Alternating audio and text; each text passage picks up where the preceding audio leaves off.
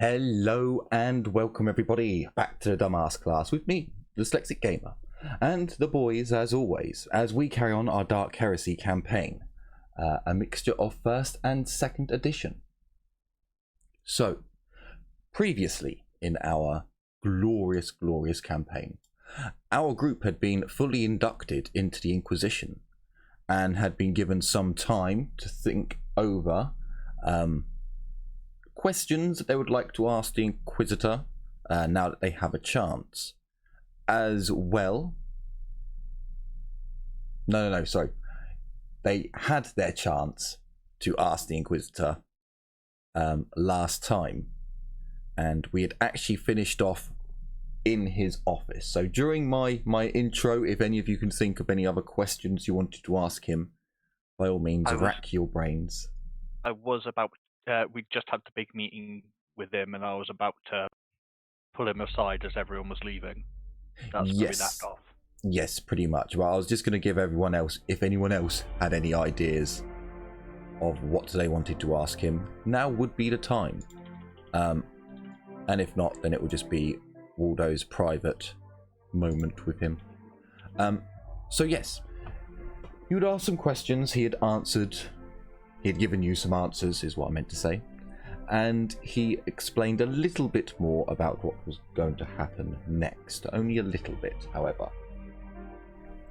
So, tonight, there'll be one last feast aboard the Emperor's Profiteer. One last banquet in all of your honours, but we'll say the Inquisitor's honour, just for good merit. And then it will be setting off on its venture. So, did any of the rest of the group have anything they wanted to ask before you all leave and Waldo has his private moment? I believe you have already left because I have a big talk with someone about to happen, so... I'm good. I don't think so at the moment, at least. Okay, so you all leave, heading back to your suite. As you all leave, one of you stops and waits, and as you all make your way down the corridor, he turns and knocks on the door once more. Anna. The door slides open. I kind of take a swallow and go in.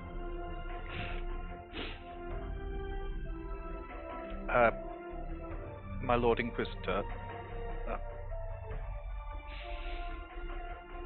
I feel I need to discuss some matters with you.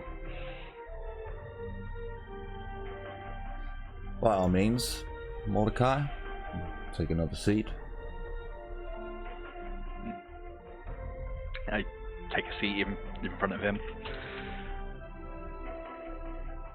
I need to explain some of my actions and the reasons why I've been trying to get some of the information that I have.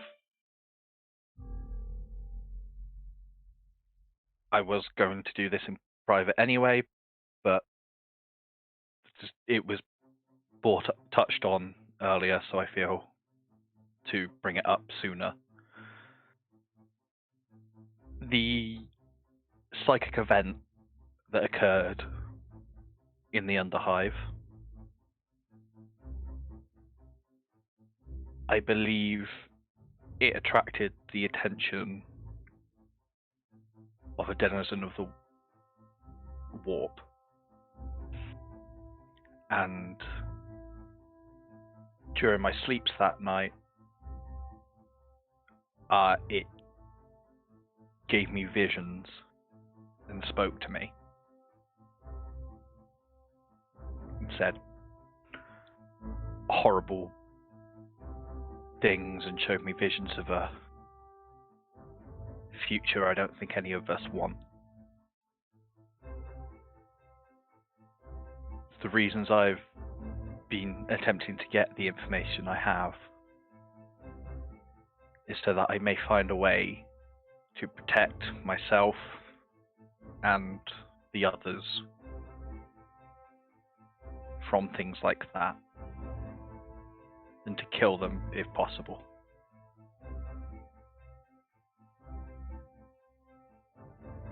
The things it showed me they shook me to my core, and I do not wish that to happen to any of my comrades. Well, then they're in the wrong line of work, to be quite frank. So you're saying you had an experience with something that dwells within the immaterial?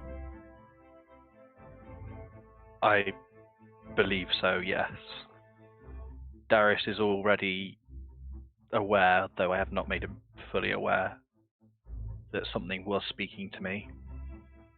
And that was when I made him promise already that if anything goes wrong, to put a bullet in my head.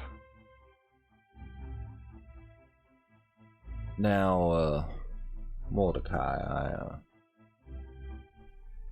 I can understand why something like that would shake a man. Don't get me wrong. The first thing that changed my perception of our existence left me in shock. I'm man enough to admit that, but you should also know that if something is or took an interest in you, then it could quite well be that your fixation with getting knowledge, that might be what it wanted. After all, as I told you, knowledge is a dangerous thing. It corrupts. I don't blame you, however, for seeking out knowledge on this thing that tormented you for a time. But you do need to look at your own actions. If your actions on this private mission are causing you to fracture with the group, then speculation, it's the wrong word, is needed. You must look at your actions and decide if you are being led.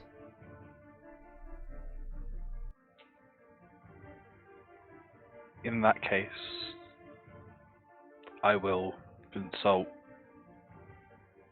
my team so as they can have a bit more of an outside look at my actions to ensure that that does not happen. And again, I would lax up on your secretive nature with your party. If this is something that you think is urgent enough for you to delve into forbidden knowledge about, then it is a topic that you need to bring up with your group. You are psychically active, and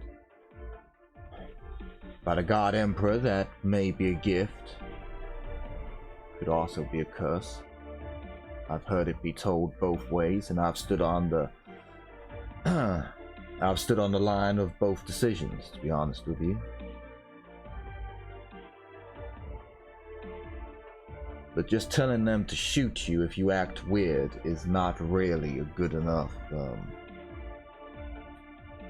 It's not as easy as you might imagine for an Inquisitor to acquire psychers to use in his parties. I would hate to see you just shot because you suffered some minor warp shock.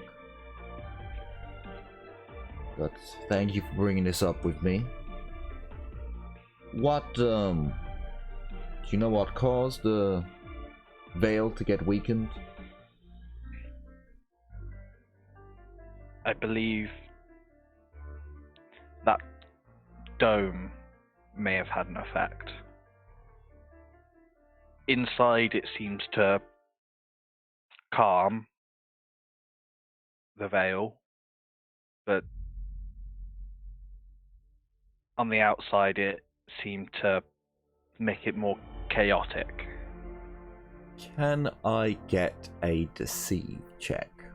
Because I'm pretty sure it was you exploding that may have. I was about to lead on to that. If that's okay. Yeah. And it was this instability that went unnoticed. That when I attempted to manifest a power to help the group in the Underhive, I believe we were fighting some mutants, that it caused me to lose control for a fraction of a second. And like a runaway train, it crashed, I guess, into me.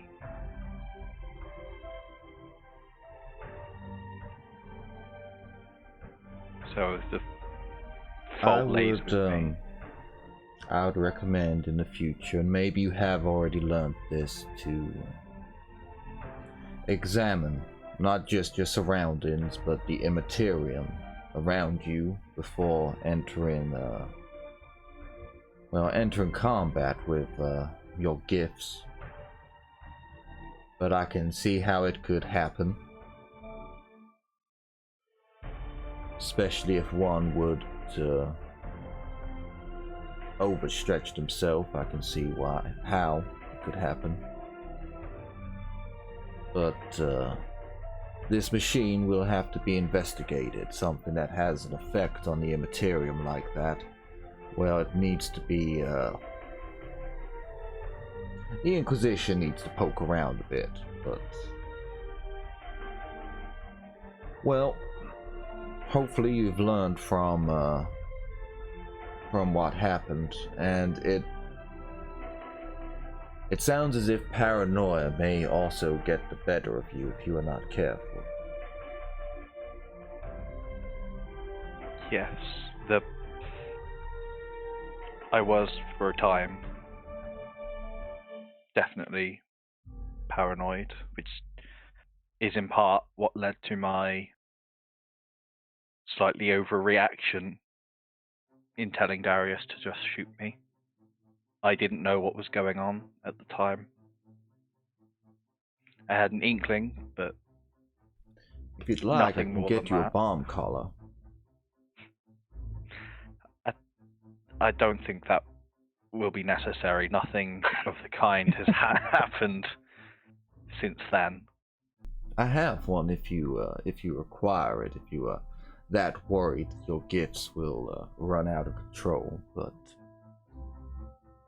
it was only at the time that I was unsure of myself. I have been more diligent since then, and thank you for bringing it to my attention.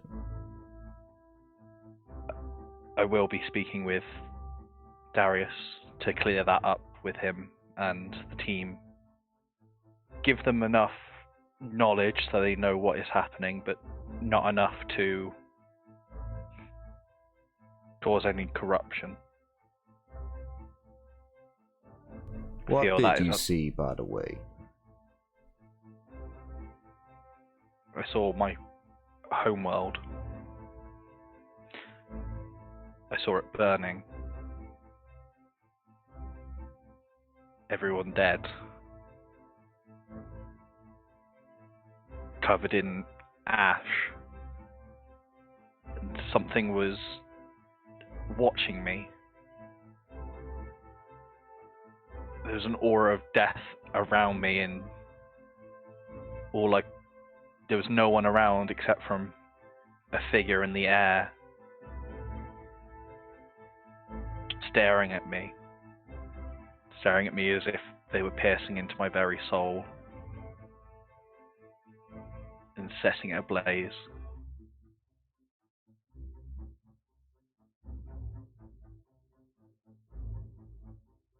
And then I woke up. The Inquisitor nods along as you're talking, and sounds quite harrowing. I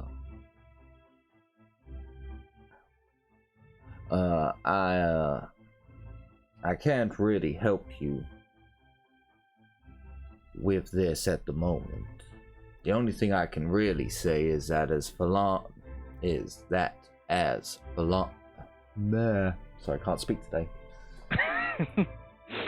As long as you are somewhere where the veil is strong, the chances of the other kin being able to reach you is rather thin.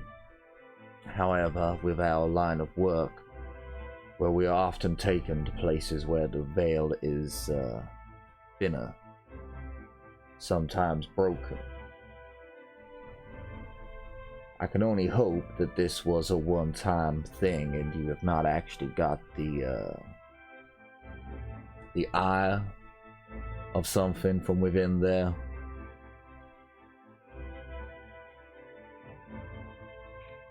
But I'm sure it was a one-off thing. It does feel, in the time since, there's been nothing like that. It does feel like it was a one-off event. But I just felt I should let you know that my knowledge seeking was to ensure that it was a one-off event. Well, as I said, just be careful listening to any advice that comes from beyond this material realm.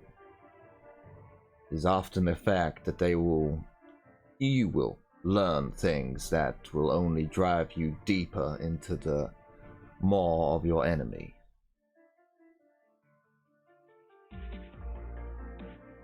I understand. That is why I will be consulting my comrades so that they may yank me back from that maw if they need to.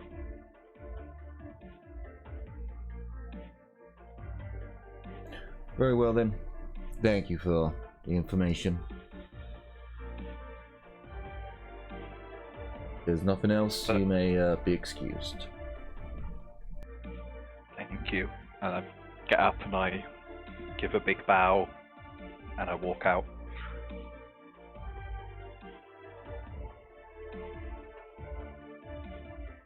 And I And probably as the door shuts,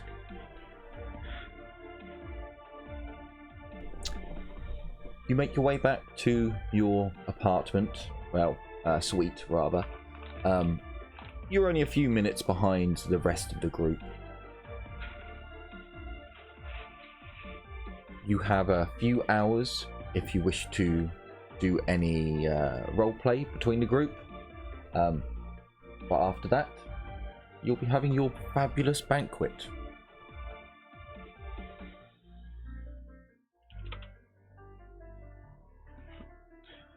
Hey. How long did you say till the banquet, sorry? A couple of hours. Yeah. In that time, could I send everyone a message and call them all together? You're in the same apartment, so sure. Suite, rather. Okay. Yeah, sorry. I thought, different rooms. Yeah. Just close it. I just want to essentially fill them in. What are you going to say? Sorry, hang on a second.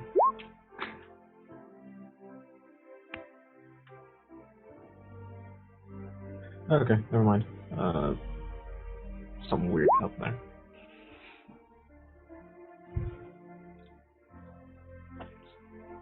Yeah, so just want to fill everyone in. Darius is already aware of some of this, but it's more a clarification for him, I guess. The psychic event that happened a while ago, it drew the attraction of something in the warp, and that night it showed me visions. And now that when I woke up, and Darius, I'm sure you'll remember if I told you to shoot me if I started hearing voices. Yeah. I just want to clarify on that now that I know more. And I've spoken to our Inquisitor. I don't believe you need to be as drastic as that. Right off the bat.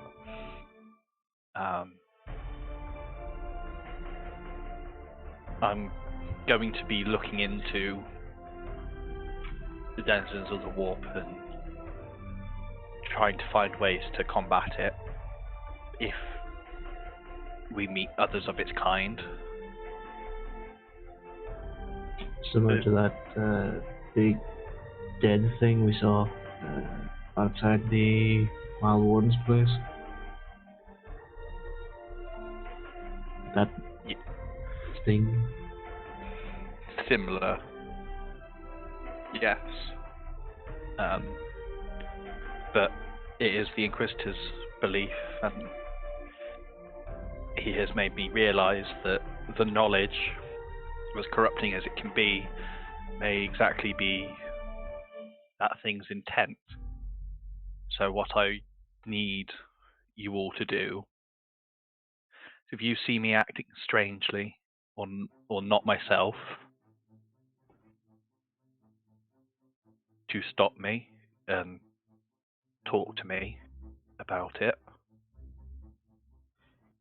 and to yank me out if it seems like it is corrupting me and making me do exactly what it wants.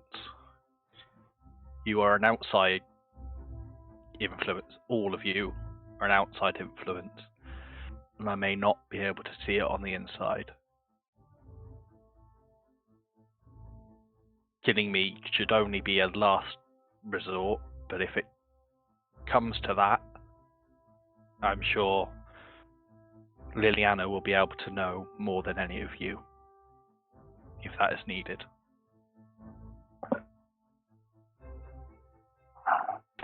But a hand on my shoulder, a guide to make sure that I'm not straying from the path, that is all I will require for now. If you're going to go off and research and stuff like that, we'll come with. Give you a hand, or we'll do our own research while there. We're a team, don't forget. Yes. I do not want you being corrupted by this knowledge itself. It's more if you see my actions being influenced in an undue way. Well,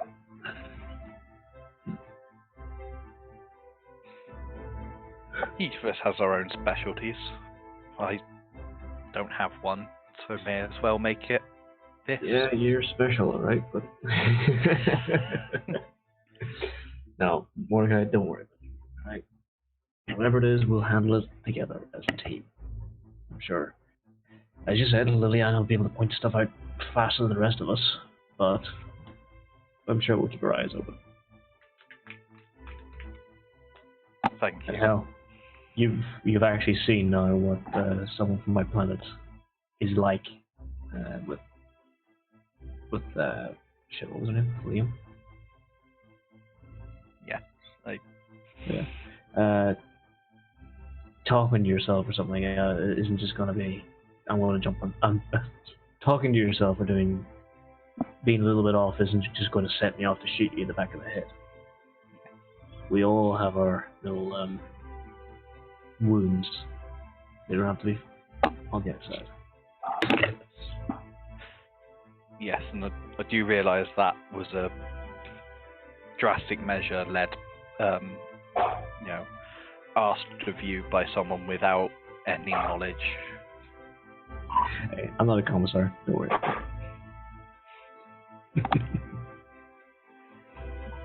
I will, of course, keep you all in the know if anything I learn becomes relevant in a later mission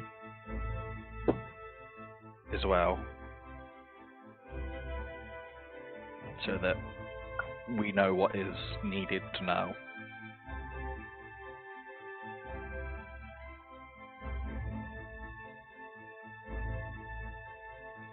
Thank you, and I apologize again for my actions on the planet, both in the Underhive and the later party. I cannot let that happen again.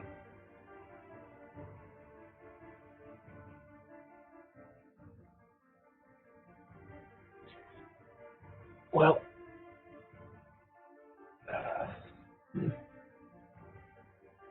oh, this is heavy. Yeah. This is why I left that out of my report. I was going to speak to him face to face, but again, that is another thing that will not be happening again. I've made mistakes and I will be ensuring that I don't again in the future. Here I am, pulling my hairs out because I have to tell Tiffany who I am. And all this while you were keeping such a thing inside of you. Okay, you should know, just like I said before, that we're family. Something happens, you can trust us. And I need it.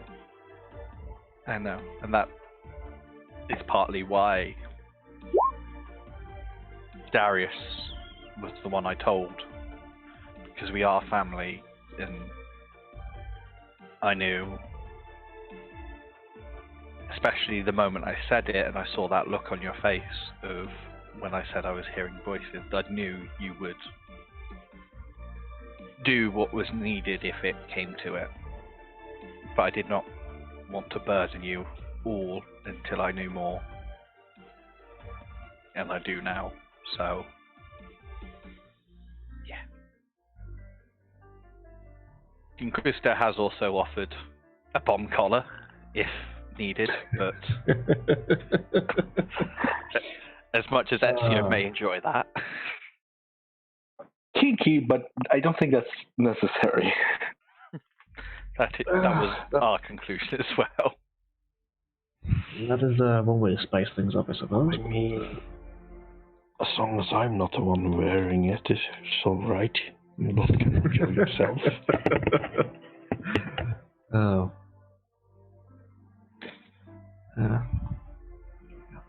If it's worth anything, Ezio, you'd be the one I'd give the button to. Hey. You know, Well, thank you. not so sure that would be the brightest of ideas. No offense. Oh boy.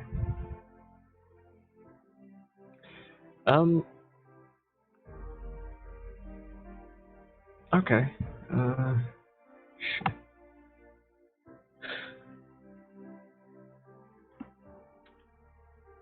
Alright, well, we have a few hours left until this dinner. Is there anything we need to do? Anyone else wants to get done now? I need advice. Should I tell her before or after the dinner? Is she invited to the dinner? That's a good question. Is she invited to the dinner? Probably. Of course she is, I think.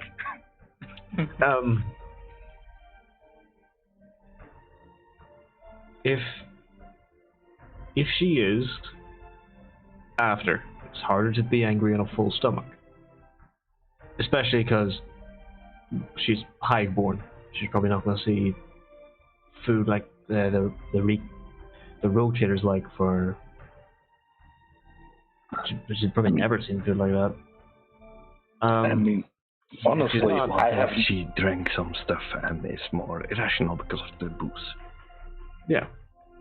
If she's not invited, probably before, because you don't want to then come back with, oh, I've had all this lovely food, and by the way, I've lied about my entire identity. Technically, I didn't lie entirely, though. I did tell her I was the daughter of a noble. That's technically correct, except I'm adopted and not technically in the bloodline.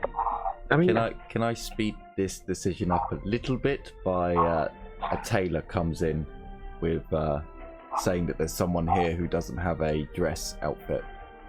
But she's the only one who doesn't have a dress outfit in this cabin, in this suite. Is Tiffany in here? Yeah. Oh. Wait. Hold up. Am I talking about this? Well, she's right there. I thought we were in a different place because. No. So so everyone pay attention, gather round. You are in your suite, the suite that you've been staying in the whole time on board the Emperor's Profiteer. This is basically like 6 or 7 apartments that are all joined up by a dining room, a kitchen. You probably all have your own ensuite, but there's more than likely like a steam room, a sauna, a big plunge pool. You know, this is meant for royalty and their party, or 40k nobility. So just because she's in this area doesn't mean that she's actually like with you right now. All your rooms would probably have a little, like, imagine going into a hotel and it's a bit like that, only with a massive common area. Every room has its own like dressing room and closet and bathroom and shower, and you could probably fit like 20 hive families in here in each room. Oh, geez. What you're telling me is that I got scared for no reason. Yeah. Yes. And it does seem as if Tiffany is invited. Okay. Okay, So yes, good. after. I'm just massaging items. Yes, after. If you need us to be there, I guess I'll we'll be be the around. dissenting opinion and think probably before Boost makes it worse. I don't think I need you guys there because that's technically highly personal. Yeah. Before would be the wrong option as well. You want time to be with her whilst she's digesting the information. If you just tuned into this episode, yes, the party are indeed giving love advice to one of the other party members about whether or not she should tell her girlfriend that she is in the Inquisition before or after the banquet. Because why not? Because Dark Heresy, man, the 40k, it's a dark time. We've got to have some light in it. You're asking 2 former guardsmen and a research assistant whether or not we give you advice, more or less. Look, I've been stuck. I have been stuck 80% of my life inside a black ship. You're as close to normal that I know. So, You're lucky we're not Cadians. This is true. So, was there anything else you wanted to go over for the Downer group? I mean, all my stuff is now on board the ship, isn't it? Yes. Yeah. Or getting ready to send over to the other ship. So it's essentially because your group has a gun cutter of its own. All your stuff, all your combat stuff, is being placed on your gun cutter in your rooms on the gun cutter.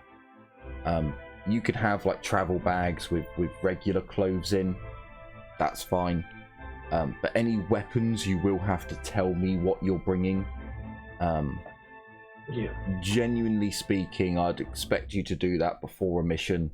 For the dinner, for the banquet, it's just dress gear, which you're already aware of that, so that would probably still be here. But yeah, most of your stuff from this point on will be on the gun cutter. Okay.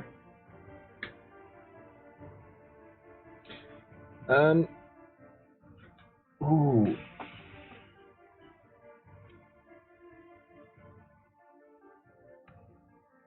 Ah, shit. That Arbite. Yes. Was he actually wearing Arbite carapace armor? The one you killed? Yes. No, the one we met, who's the Inquisitorial Acolyte. I know the other guy. No, he was not actually wearing a full carapace. He had a carapace chest piece. Okay.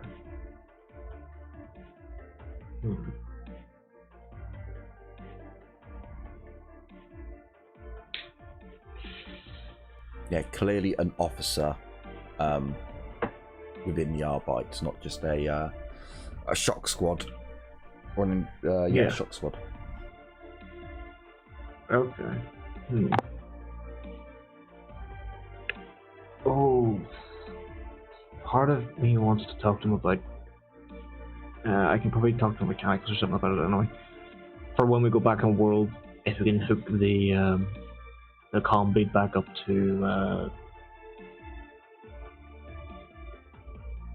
Arbite comms to see if we can get, Sure, you can definitely see if you can do that at a later date. Well, they're gonna leave soon, aren't they? No. Just the interrogator, Latilla, and her group of acolytes, which are none of the group you saw.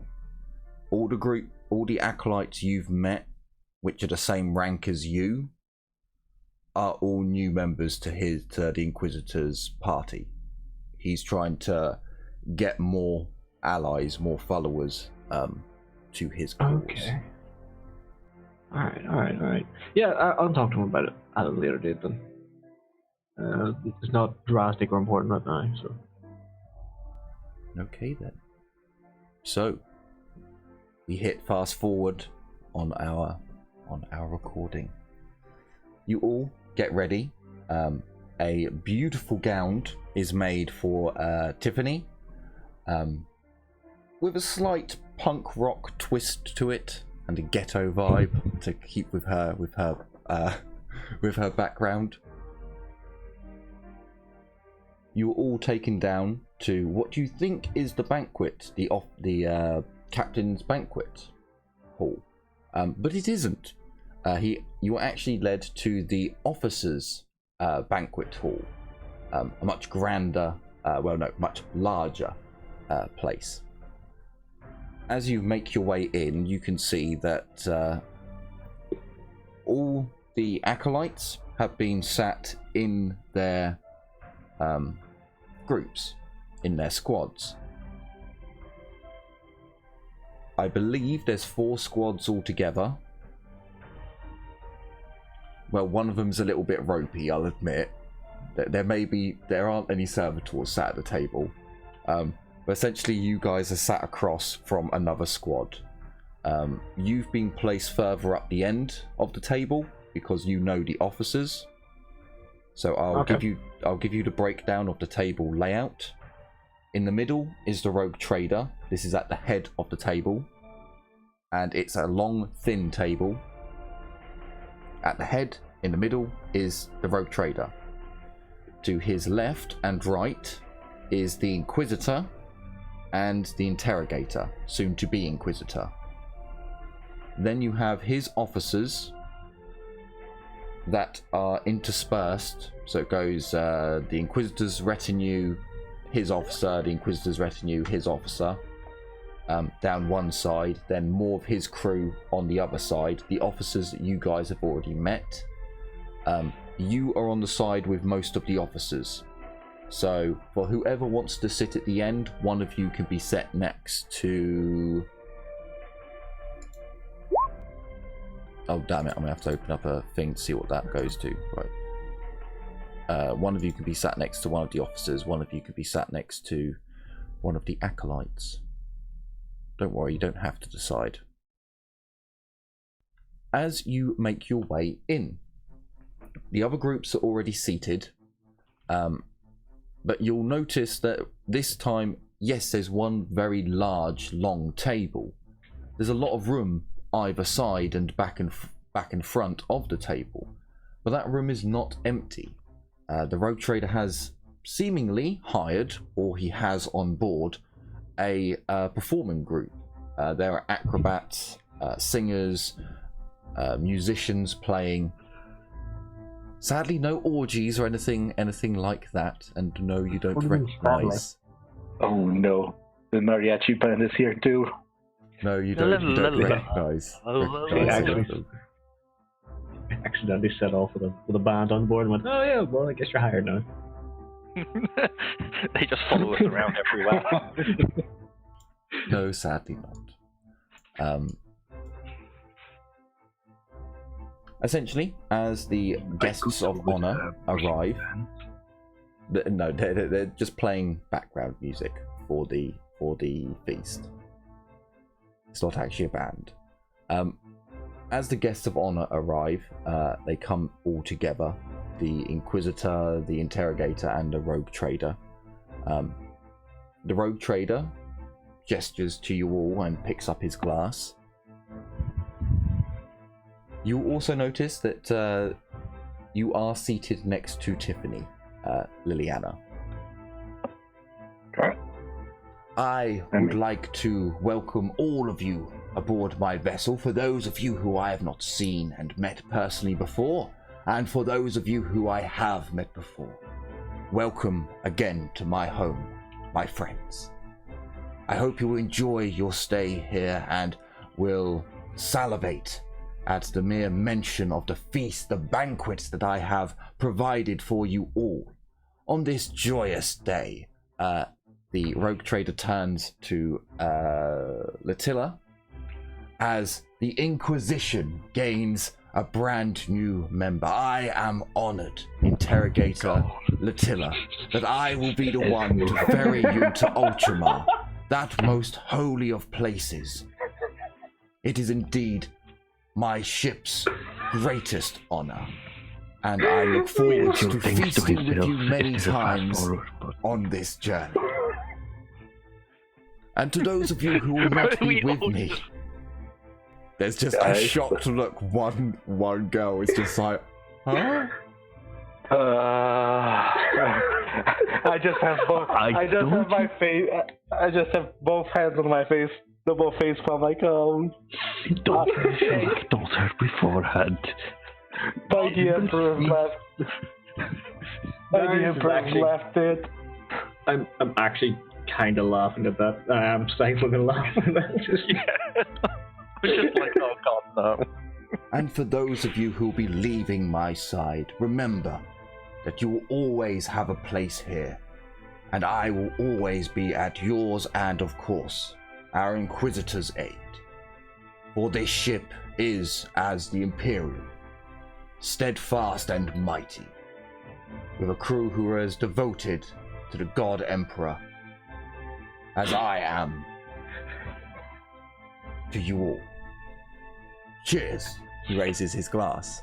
I imagine all but one glass, maybe two glasses, go up as there's this hive girl who's come from nothing, who, by the way, as she's come into this place, like the whole ship experience for her has left her just utterly mind fucked. Like, she is just like, she probably spent maybe like 6 hours just getting over the apartment suite, that the king-sized bed, the lovely sheets, the actual, you know, feather pillows, the fruit that is just there for you to eat.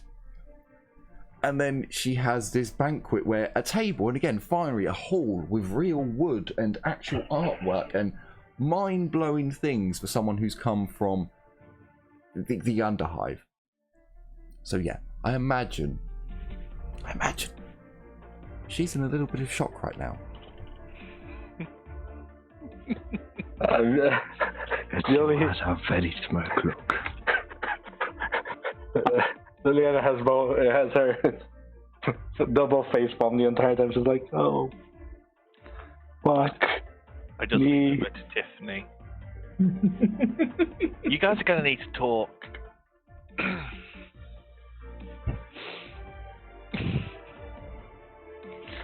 She was going to tell you. Fuck me straight up the ass. I imagine the Inquisitor and the Interrogator don't really add much on. They're quite happy with, you know, okay, well. Luckily enough, before an argument can take over the shock, the first of many courses is brought forth.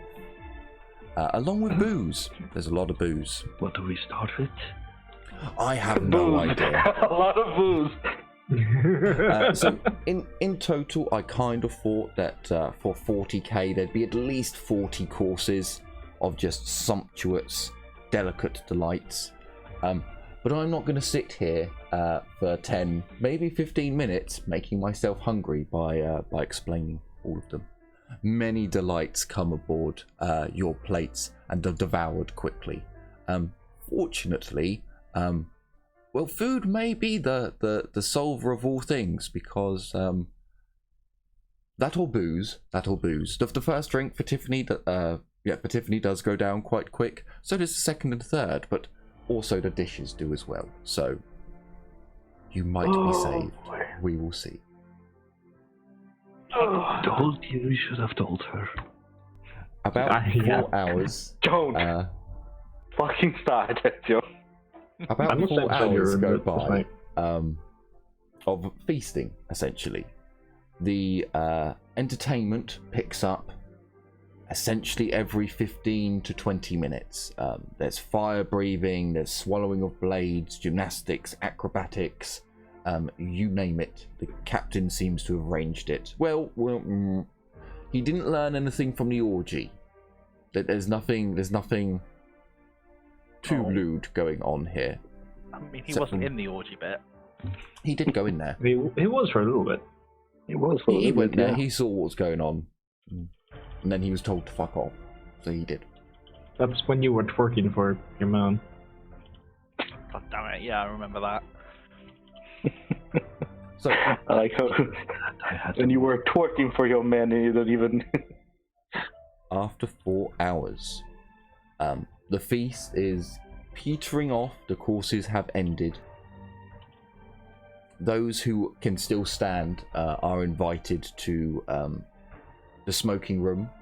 I believe the Inquisitor and Interrogator will be taking him up on that, or at least the Inquisitor will. Some of the other groups are much like your lady there, Liliana, blown away. They've never seen such sumptuous delights, and they've never experienced such luxury. But to skip over a rather samey, you guys have experienced a banquet before. We don't need to do them every time. We pass over. Liliana, how angry is Tiffany by the end of the night? Let's have a look. Oh, a 24. A 24. She's not too bad, actually. She's doing quite well. Quite drunk. You guys can expend a lot of energy arguing, talking, fucking, however you want to go over it. Okay. I was beside the room before they got the soundproofing. I know what it was like. That's why I'm going to. It's Rogue I'll go Trader. to the smoking room. Remember, Rogue Trader. You can hardly hear what anyone's talking about doing in the other rooms. Okay? Nobility. They don't want to hear each other snoring or bonking. I'm still going to the smoking room because of that. A couple of the other parties do get a little bit too drunk, as this is their first time experiencing a 40-course meal. Flame is not one of them. However, Darius, I'll give you this. You do overhear her quite frequently talking about how nothing in the Imperium is dead as long as we keep fighting for it, as long as it lives on in our hearts. Yada yada yada. The preacher is glaring at the psychers in the group, or the ones that he knows are psychers. So the psyker. No, he knows there's the crazy psyker in you. Oh, okay. Noella, throughout the feast, she has been placed furthest back from the Rogue Trader and the important people. Blurts out a number of times about smelling colours, and hearing taste.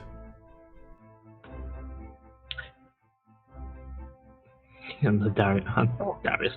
And Mordecai thought I was going to shoot him. God damn it. Oh, this kind of tastes like tango. This tastes like tinnitus. This tastes like Bolter Row. Oh boy. But to move on with our game, the day passes. The next day, with a few hangovers and some blurry vision perhaps, you were told that the lustful maiden will be making dock with the ship. Goods will be transferred, and any of your ships will have to be flown over to it.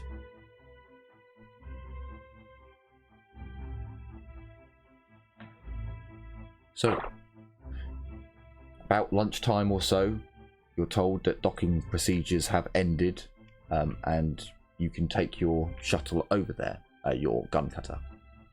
You don't have to do any rolls for this. It's quite an easy thing going from one shuttle bay to the next. Yeah, do you know what? Because you've got the gun cutter, you guys would probably go over with the Inquisitor. So your two gun cutters would go over at the same time. So, as you leave this gorgeous, sleek vessel, shaped like a blade to cut through the immaterium, a sprint trader, luxury goods on offer. This thing has more gold on it than some planets have. You leave its magnificent, majestic, imperial visage behind, and as you fly out, you fly quite a long way following the flight path of Sergeant Kroon in the Inquisitor's gun cutter, and you're taken aback by the ratty tramp crawler that is attached to the side, the dark side of the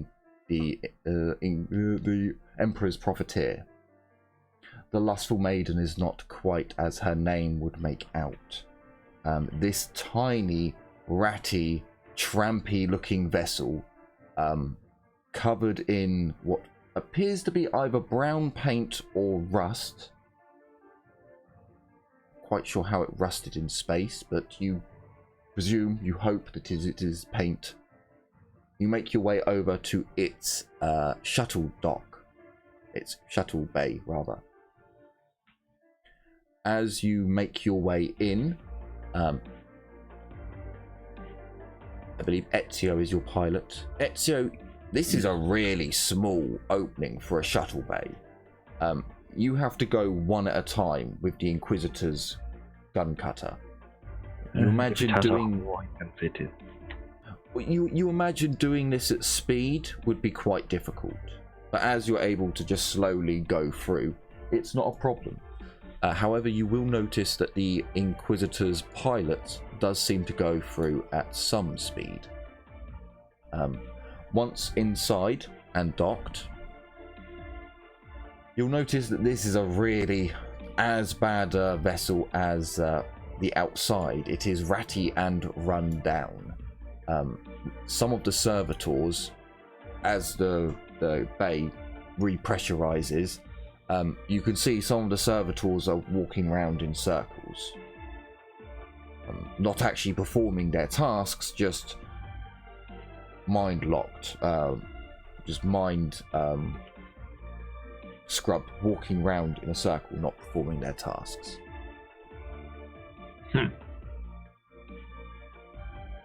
Okay then. As do you know what you would, between the two gun cutters, you could probably ferry everyone over. It wouldn't take that long. So yeah, so in your gun cutter and in the Inquisitor's gun cutter, you can actually take all the groups. So yeah, unfortunately, you have a few extras in your cargo hold, just for a short trip. Once you get over, everyone undocks their gun cutters.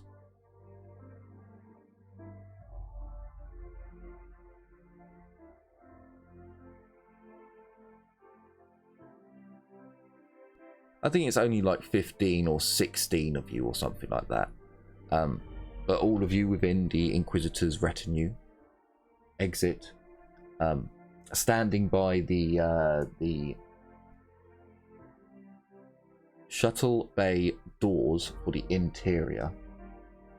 Again, I can't stress enough how you've come from this lovely, beautiful, clean vessel where everything is nice, neat, and in order, to this, where even the doors seem to be rusty and corroded.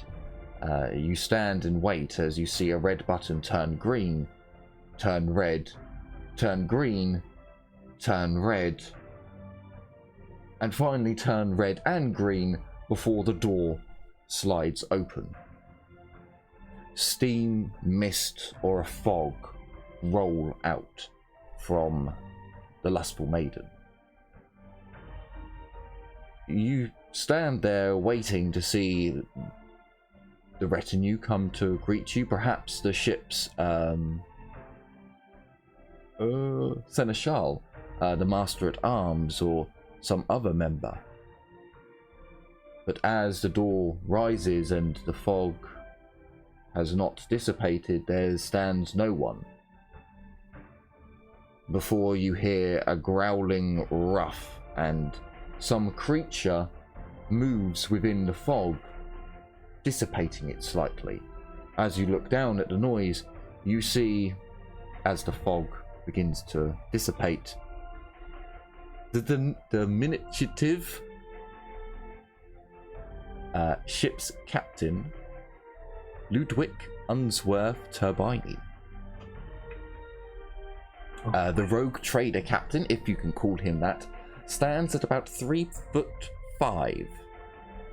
He is not fat, however he is stocky built, clean shaven.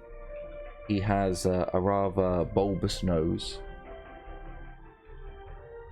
and a number of cybernetic attachments.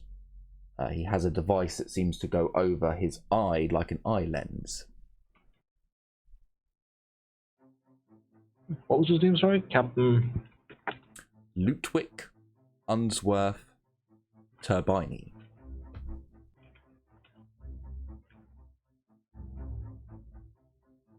Okay.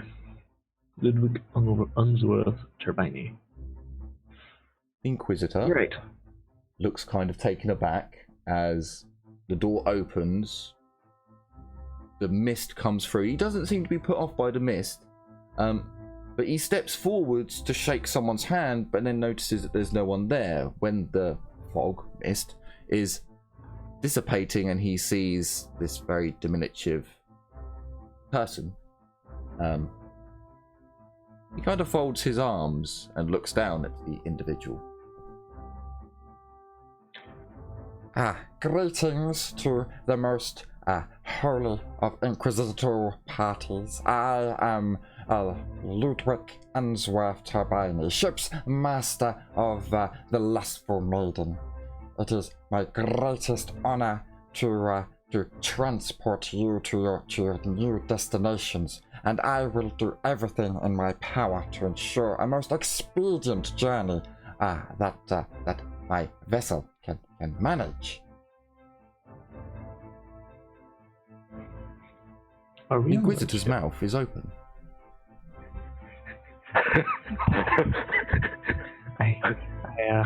Liliana's just gonna look to the. Is that you? I will. This is all in High Gothic. Liliana understands I got it actually, but Liliana's just gonna look to the side and say, "Was I drugged by any chance?" This High Gothic is terrible. It is so bastardized that you're not. Some of the words you're like, that's not High Gothic. He's made that up. I understand. Sheriff's Latin. Oh boy. Oh god. Ship's Master Unsworth. It is a pleasure to meet your acquaintance. Again, this is all in High Gothic. However, those of you who understand it will notice that the Inquisitor speaks perfect High Gothic. I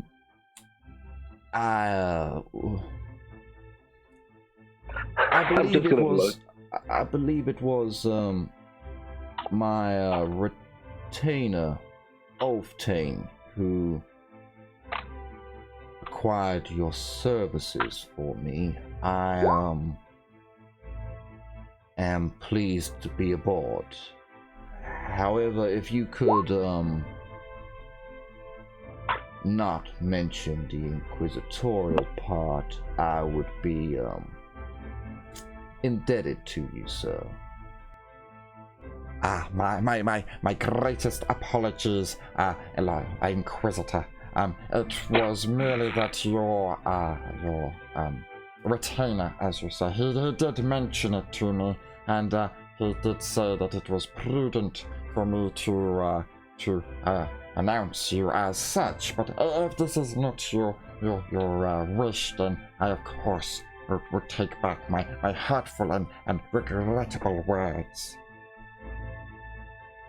It's like Snape met Igor. I think it is more a Dobby, to be honest. And Dobby and Snape. Yeah, it's like Dobby mated with Snape. Snob. Oof. No, that's an image I didn't want to see. Well, now you have. Oh god. Oh Jesus. Is that Snobby or the name? Now that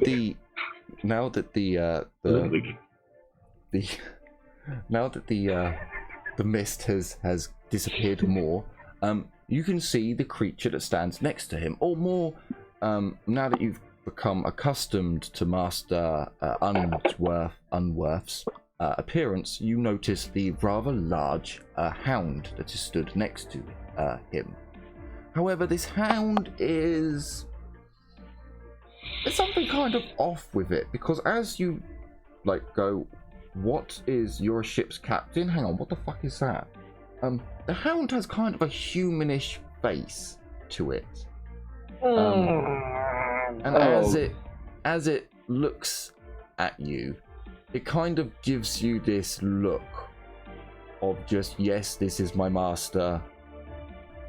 No, I can't help you.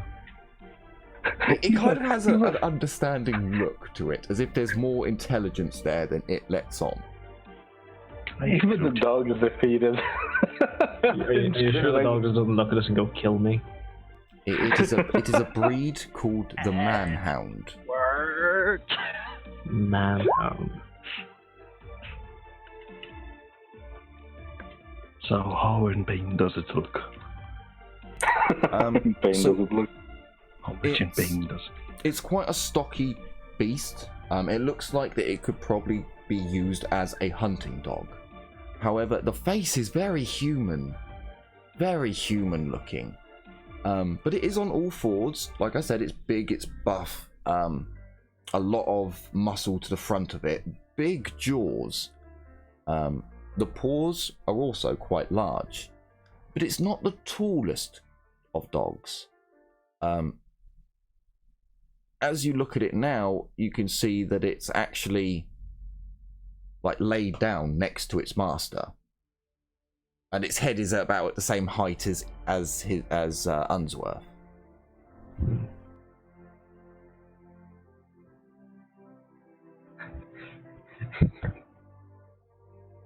How did I'm, you recognize this kind of dog from somewhere, or did I hear of it? It's a I'm, 40k breed. I'm turning around and looking at the squad, whispering. Is that a twist? Is that a specific twist? Have you seen that kind of twist I before? don't know. Why is there twists like that? What is this? What? Twists, things like that isn't mentioned in the primer. You see a very defeated look on Liliana's face. She's like, am I drugged by any chance? Did I fall down face first? Did Tiffany murder me in my sleep? Tiffany's pretty shocked. She's like, what the fuck? Lord. There's a bit of conversation between the Inquisitor and the Shipmaster before the Shipmaster changes to low Gothic. While they're talking, Sure. can I look at the other squads, see what their reaction and everything is? Shock, horror, disbelief. Confusion. Oh, what about what's her name? Hang on. Shit, where'd I put it? Noelle, the crazy Flame. one? Well, yeah, Noelle the Psycho. yeah. Atella. Nutella, yes. Nutella. She's acting just as crazy as normally. Well, no. Is she having a good day today, or is she having a bad day today? I do need to check this. I do forget. Come on, roll 20. Oh, she is having a very good day today. She doesn't actually seem to be talking to herself or twitching or anything. She's just kind of looking around a bit bemused. She's just there, mouth agape. Like, she sometimes seems to like lean over and rub a bit of rust, and then like look at it, rub it on her hand. She doesn't actually smell it or lick it, which is surprising. Just wipes it off her hand. It's surprising the fact that she doesn't lick it. Hey, she got a natural 3. The girl did good. She's keeping it together. Yeah, alright, fair enough. Okay, good to see that everyone has the same kind of reaction, so... Flame seems to be having the same kind of reaction as you. Is it a twist? What the fuck is that? Yeah, that's kind of to be expected. I mean, she seems to be gesturing at the ship's captain. Yeah, that makes sense too. Yeah. I'm trying to be a little bit more light. I'm keeping that a little bit to myself, but yeah, no. So the ship's captain, as he finishes his conversation, goes to low Gothic. For those of you who are not privileged or gifted enough with the most elegant of tongues, the noblest of tongues, that is. The Inquisitor grimaces as he says that. Like, full on, just like... if you do not have somewhere to stay, I can provide you quarters. However, my ship is not as vast as the last one you were on. I can provide you each with a cabin with multiple bunks. If you do wish to stay aboard your vessel, as I know you have at least one extra, be assured you can, of course, have your meals in the galley like everyone else. If you wish to take it back to your vessel, you may do that if you wish. Unfortunately, you will need to do that for yourselves. I do not have the crew needed to pamper you all. This is a journey of normality, I'm afraid. There will be no excitement, hopefully. So let me and my manhound Fireflank lead you to your quarters. Inquisitor, as you have said, you wish to stay aboard your gun cutter, but I offer you one of the finest rooms I have aboard my vessel, if you would so wish to choose it for your sleep. No, thank you, Mr. Unsworth. I am quite accustomed to my room aboard my gun cutter, but by all means, you show my acolytes where they need to go, and I will be looking over some paperwork. We'll be leaving in a day. Unfortunately, repairs on my warp drive will take slightly longer. Only an extra day, I assure you. Your warp drive is undergoing maintenance. Very well. A repair, actually, but it will be sorted in 2 days. I give you my assurances. Oh no. Is it too late to bail? God, Is it too late to go in the airship? Can we go to the crag? God, Emperor above, protect us on this voyage. Yes, God Emperor, protect us in this voyage and bring us most profitable ventures. I'm just gonna look at. I'm gonna roast Cornelia, but I'm just gonna look at Tiffany and say, "What did you give me yesterday?" Stay. Oh god. So, Think we'll be able to contact the Mechanicus for Kellerfield? Or gun cutters? if you guys wish, you may have a cabin aboard the Lustful Maiden, or you can stay aboard your gun cutter. It is entirely up to you. You know what the Inquisitor is doing. I would like to stay on my gun cutters. I actually Sure. want to investigate the room, to be honest. Sure. I mean, I would follow the group to their rooms, and then return to the gun cutter. I think we're all going to stay on the gun cutter, but You all decide to go for the tour. yeah, may as well. Okay. So, as you leave the shuttle bay, you are led through some very ratty corridors, where you can see some bulkheads are rusting, pipes are spurting out steam, something black, sticky, and yet smelly drips from a pipe. The crew members who you do see are not like the ship master. They are of normal size. You don't see many of them, but all of them seem to just walk around with a bunch of tools. And they seem to just basically get from one problem to the next, to the next, to the next, and just slowly progressing their way through. You do see a number of servitors that are working and repairing things, but they are all very old series. The Mechanicus members are just like, holy shit, those still work? We got rid of all of ours on our home forge decades ago.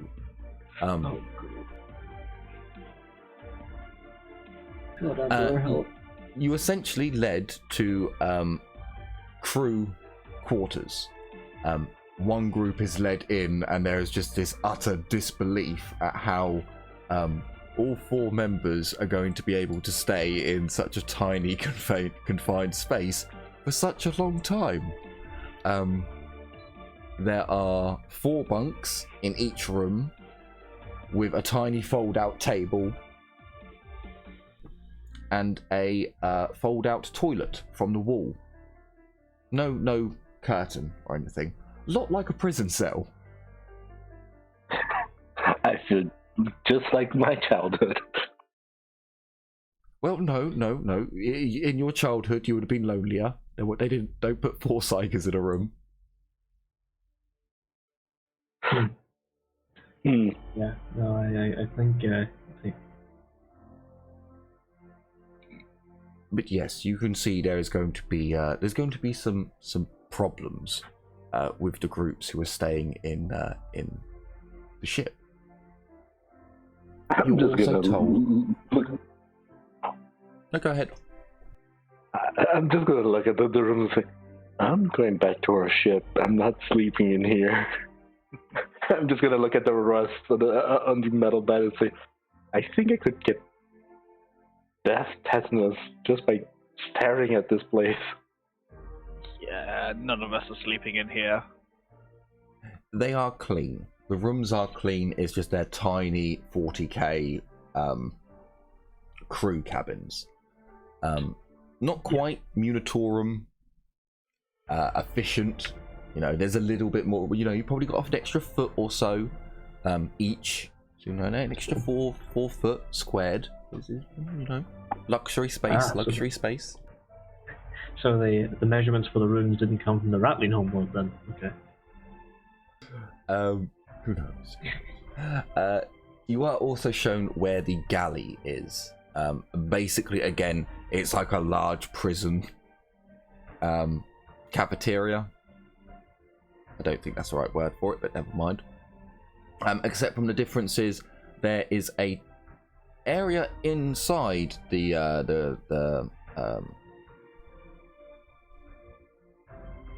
shit. The word completely left my mind then. The what? The dining room. We'll just call it a dining room. There's an area in the dining room, the galley, where everyone gets their food. It's on like a plinth with tiny steps leading up and a very fine table sat in the middle with another equally small table next to it. Looks a little bit finer than everything else. Plush seat for the tinier table and a very plush pillow for the small table. So he spared no expense for his own table. Kinda. True. I'm willing to bet anything that is his table and his table only. And the cushions for the dog. Thing. Twist. Quite possibly. If you could even call that a dog. I think it wants to die. He gave me that look. I think I've seen enough. So you were shown the basics of the ship. Takes around an hour and a half for you to walk around and get shown. So you'll be able to find your way from the shuttle bay to the crew quarters where your teams are staying, the cafeteria, and then he shows you the corridor which leads to the cockpit. Well, not cockpit, the bridge. But he does inform you that try to only come to the bridge if you actually have an issue. It is meant for officers only. The Inquisitor is an exception to the rule, but do get permission from him or Ludwig himself. Very well. He informs you all that he only has a Master at Arms, a Navigator, and an Explorator. Don't tell me that, man. I'm already scared.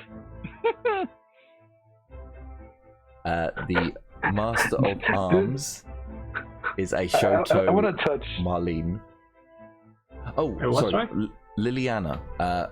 Your sense of the ship, old, like an arthritic old man making his way down the stairs. Oh, good God. I'm just touching. The walls are like, oh, mighty Emperor, give me strength. There's a mag biologically. William. There you go. I posted the names in Discord. Oh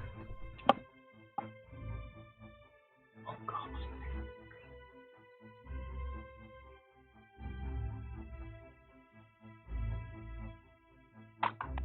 Shoot her that banner. So, after being given the grand tour and being quite horrified at the vessel that you have to travel in, you are told to make yourselves busy. Some of the groups are complaining. There is a common area that you are also shown to, where there's basically, it's like a ratty old university common room. Not particularly nice, nothing's particularly great, but there is areas to sit down, and there are cognites where you can access shows and information, and there is a pick screen. Okay. I doubt they're going to have like a full Inquisitorial database or anything. No, but Highly unlikely. your gun cutter does now have a database on it. Oh yeah, good point. Shit. Ooh boy. I would like to research Manhunt. You're just looking for an excuse to Give kill me a scrutiny intelligence. I'll give you a +10.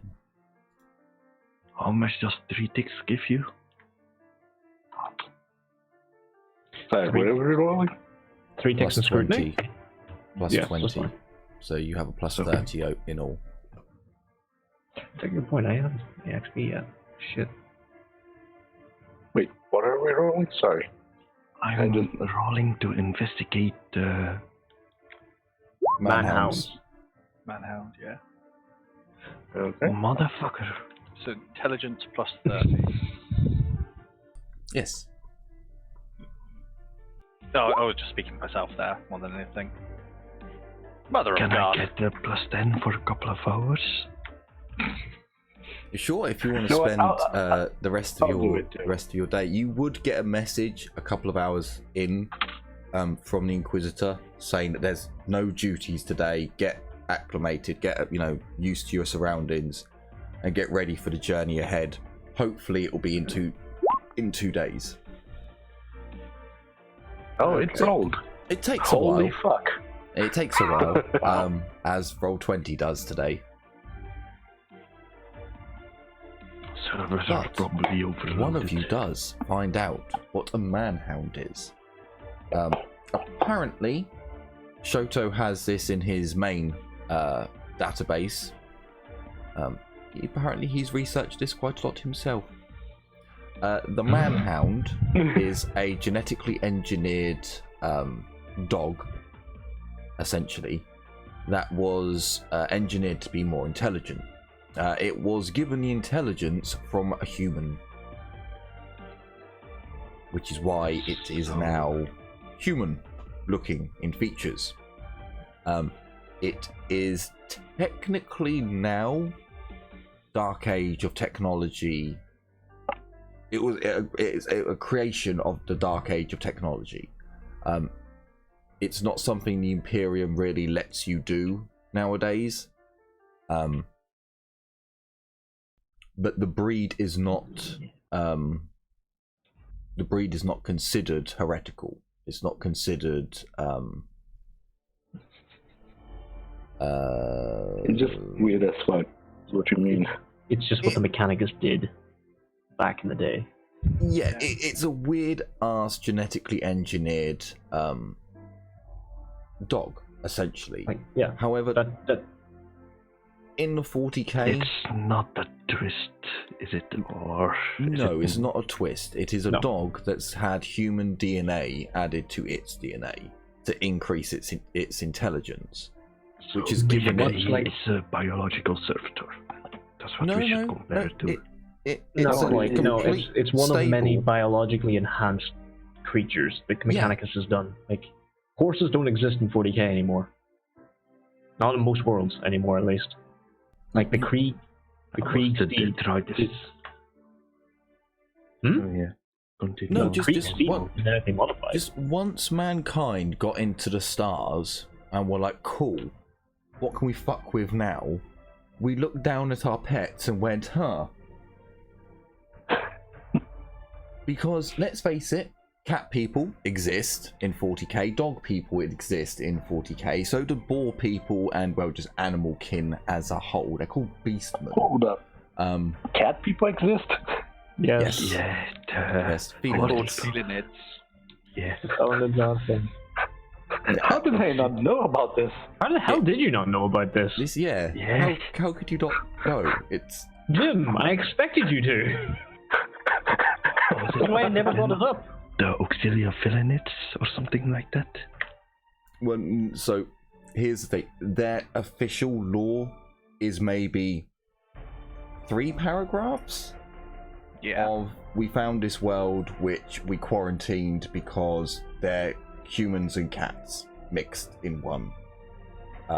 They're stable, but they were just quarantined, and then GW never wrote anything else about it. But they do But exist. they weren't squatted. They were never squatted, so they're still canon. Yes. Even though the squats have been officially, technically been brought back because of Not Necromunda. quite. It's more a case of squats have been completely like Well, no. So they diversified into the explained it Imperial in populace. they explained it in Necromunda. So squats apparently have survived by staying in their own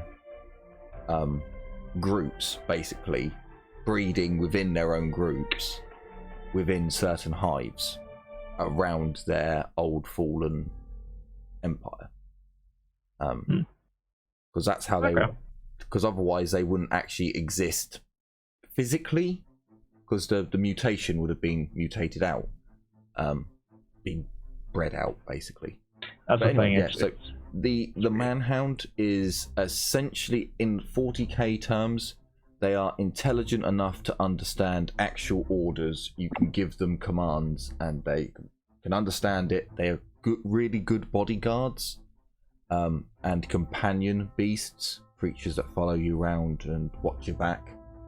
They are quite expensive, and they come from a specialized world now. No, only one world has is capable of breeding the creature without fucking it up. And Jim with a natural 3 with like 7-8 degrees of success, you'd probably be able to see that when the Manhound is bred off-world, genetics do not. It seems to become unstable.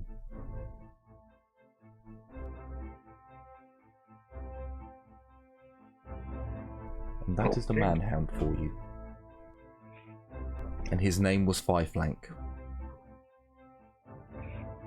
Hold up, his name was what now? Fireflank. No, Oh. Fireflank. Oh, Fireflank. Fireflank. Oh. Okay. Well, the rest of are researching that. I would be sitting by the terminal on board the gun cutter, just pondering whether or not I should look it up, or I should bother looking up something else instead. You sat there like, was it a twist? Was it a fucking animal? Do I look? It's I don't know. more- It'd be fun. It's more a case of I don't really care about that thing. I'm wondering of whether or not I should look up things about Phonos, because what if I don't like what I find? It's a fair point.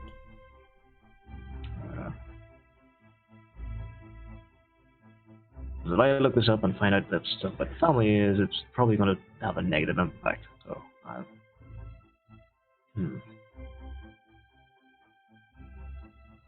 For now, I'll probably look into it at a later date. But for now, can I actually look up to see what they've classified the situation of Phonos up as? Sure, you can do that. I wouldn't say that would really need a roll. You'd be spending time basically getting to the file, and then once you get to the file, that information would be very close to the top. So Phonos would be as far as the Inquisition has written it. It's dead. It was virus bombed and orbital bombarded to oblivion. Cyclonic torpedoes. Not virus bombs. Yes, it was what they do to worlds that get attacked by NIDs. Yeah. Okay. Careful not to trigger Darius. It doesn't. It would actually. It probably would. It would probably say like Phonos, the position, the subsector that it's in, the population count, which would be very fucking depressing, and the survivors, and like the cold hard numbers. I imagine would be near the top. Mm-hmm. So you'd have the survivors. No, so it'd probably mark it down as the evacuated. No, we're probably talking maybe 5% of the population at a stretch, given what your backstory said. Yeah. And then of the 5%,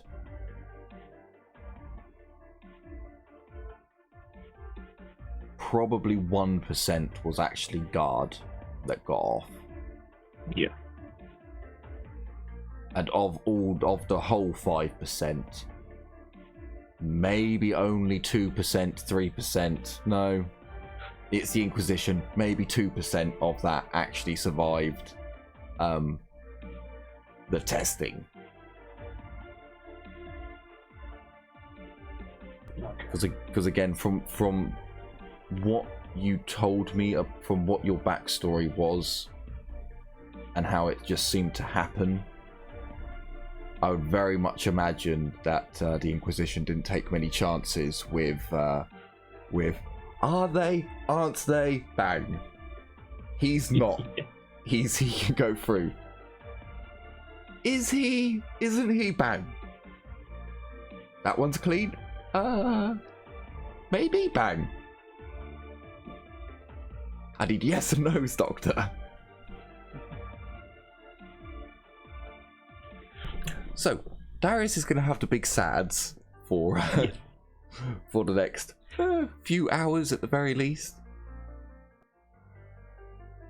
I would like to think that the rogue trader, one of the Emperor's Profiteer, Jack, I imagine he got a bottle of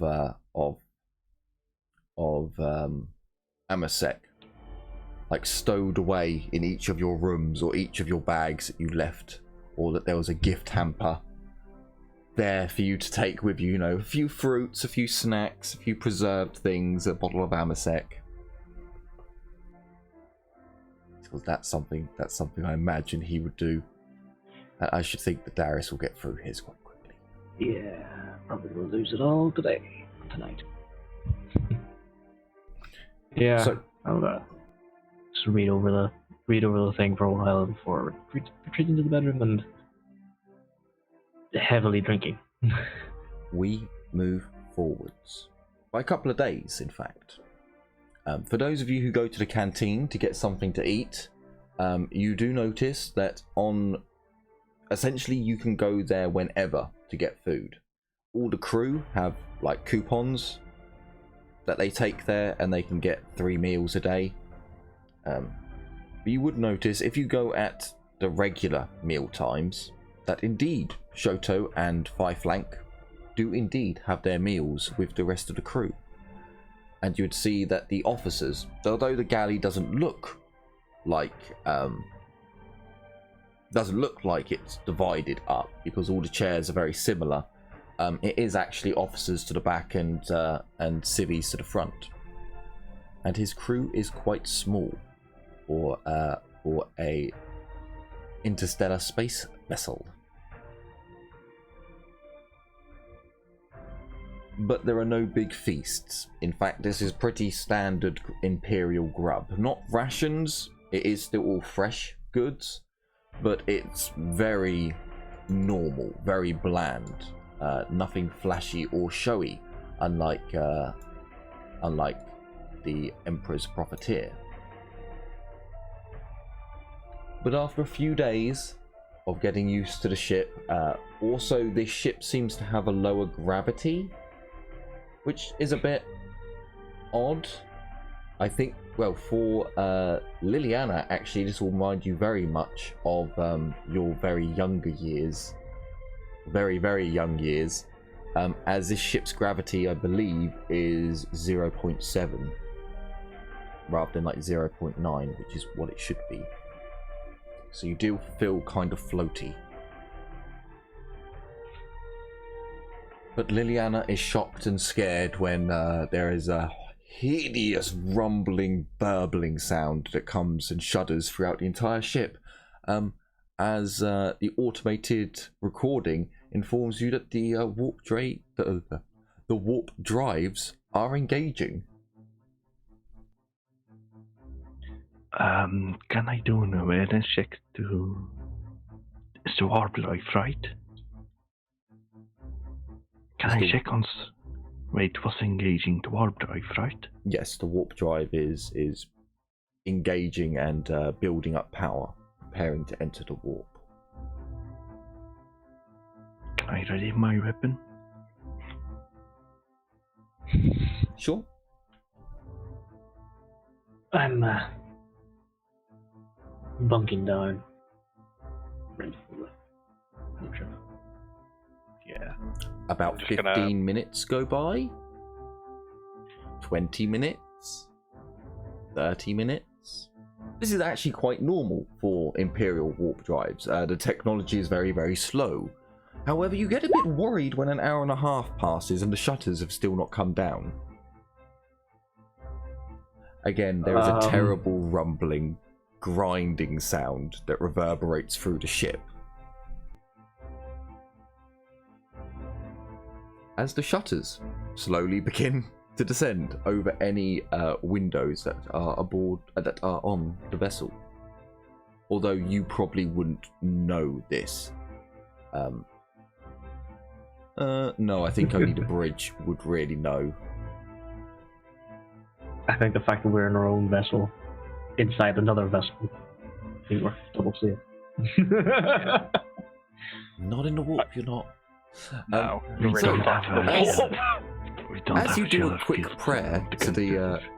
the God Emperor who sits upon high, and you pray that this ship's Gellerfield is more up together than the rest of the ship, the warning comes through to stand by entering warp space. Prepare for entering of warp space. Again, with a stomach heaving, jerking sensation,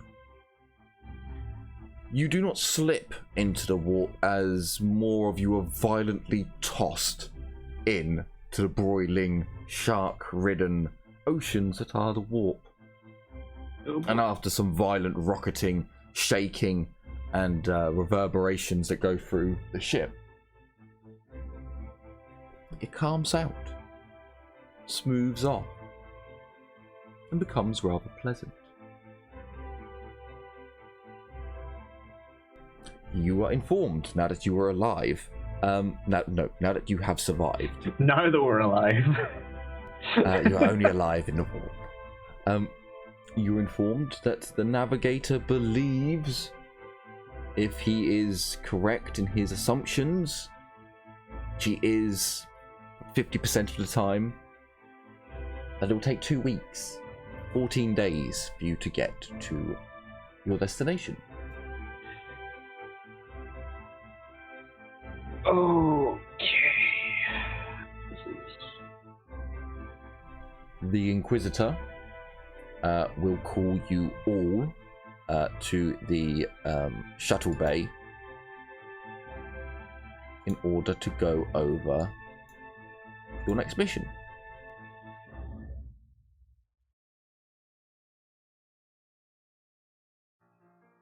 Okay. Round up the team, let's go. Let's go. Oh boy, here we go.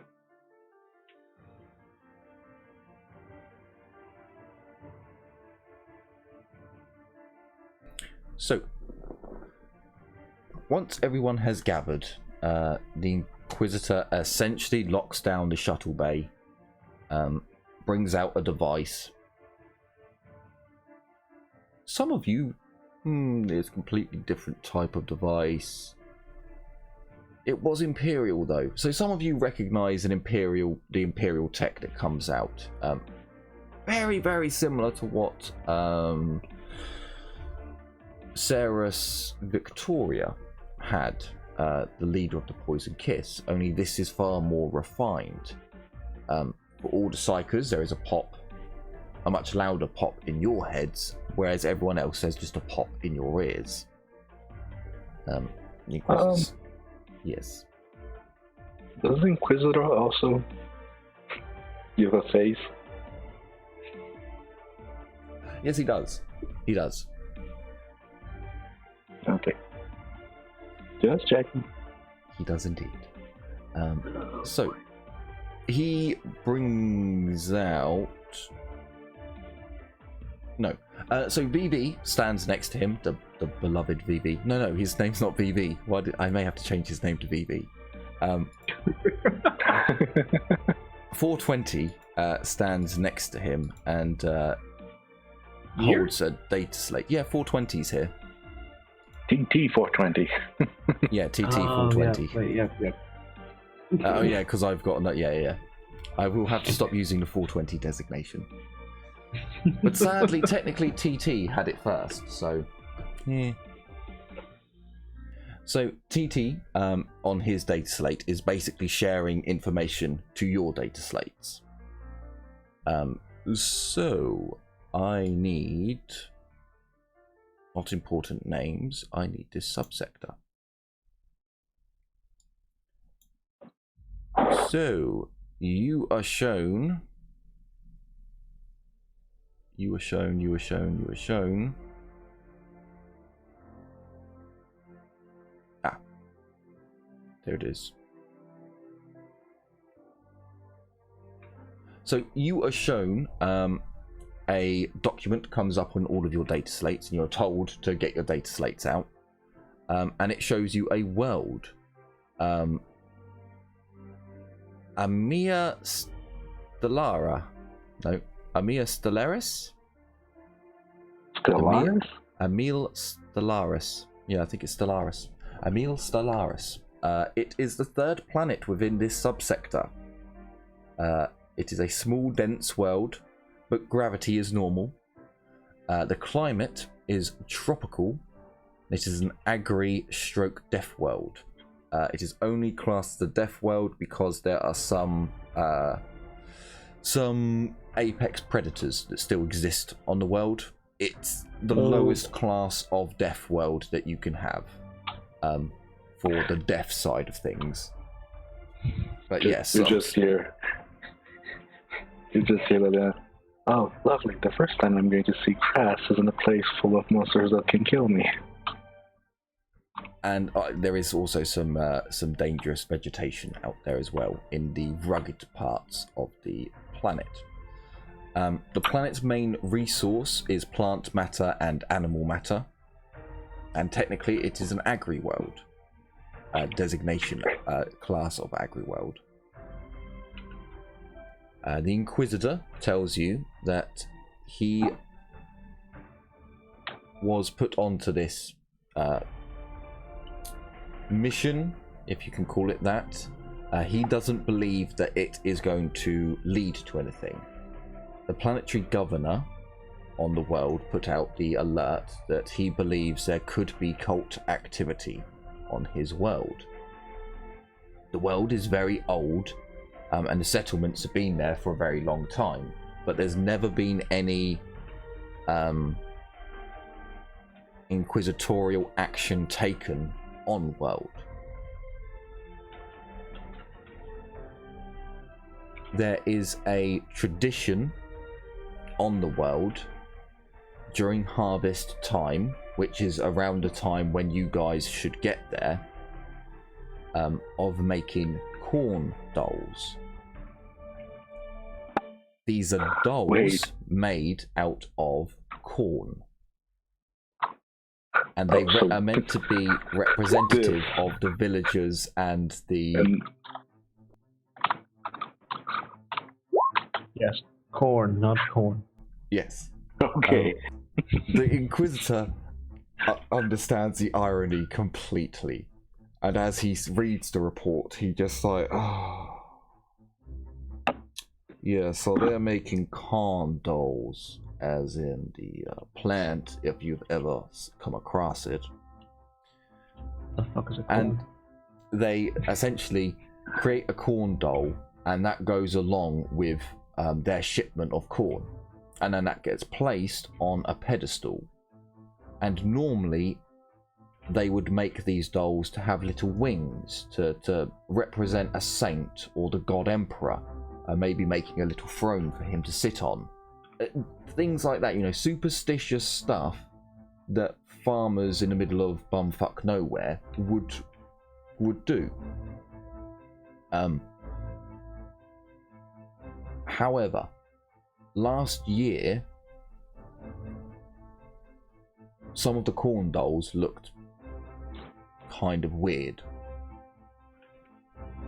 and this was put into the Inquisitorial archive in needing of saying it was in need of investigation.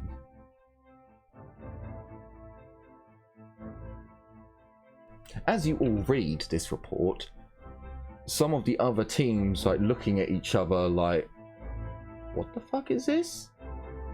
The Inquisitor sighs heavily. I don't expect this investigation to take long. Once on world, I will go to the planetary capital and do some meet and greets, shall we say.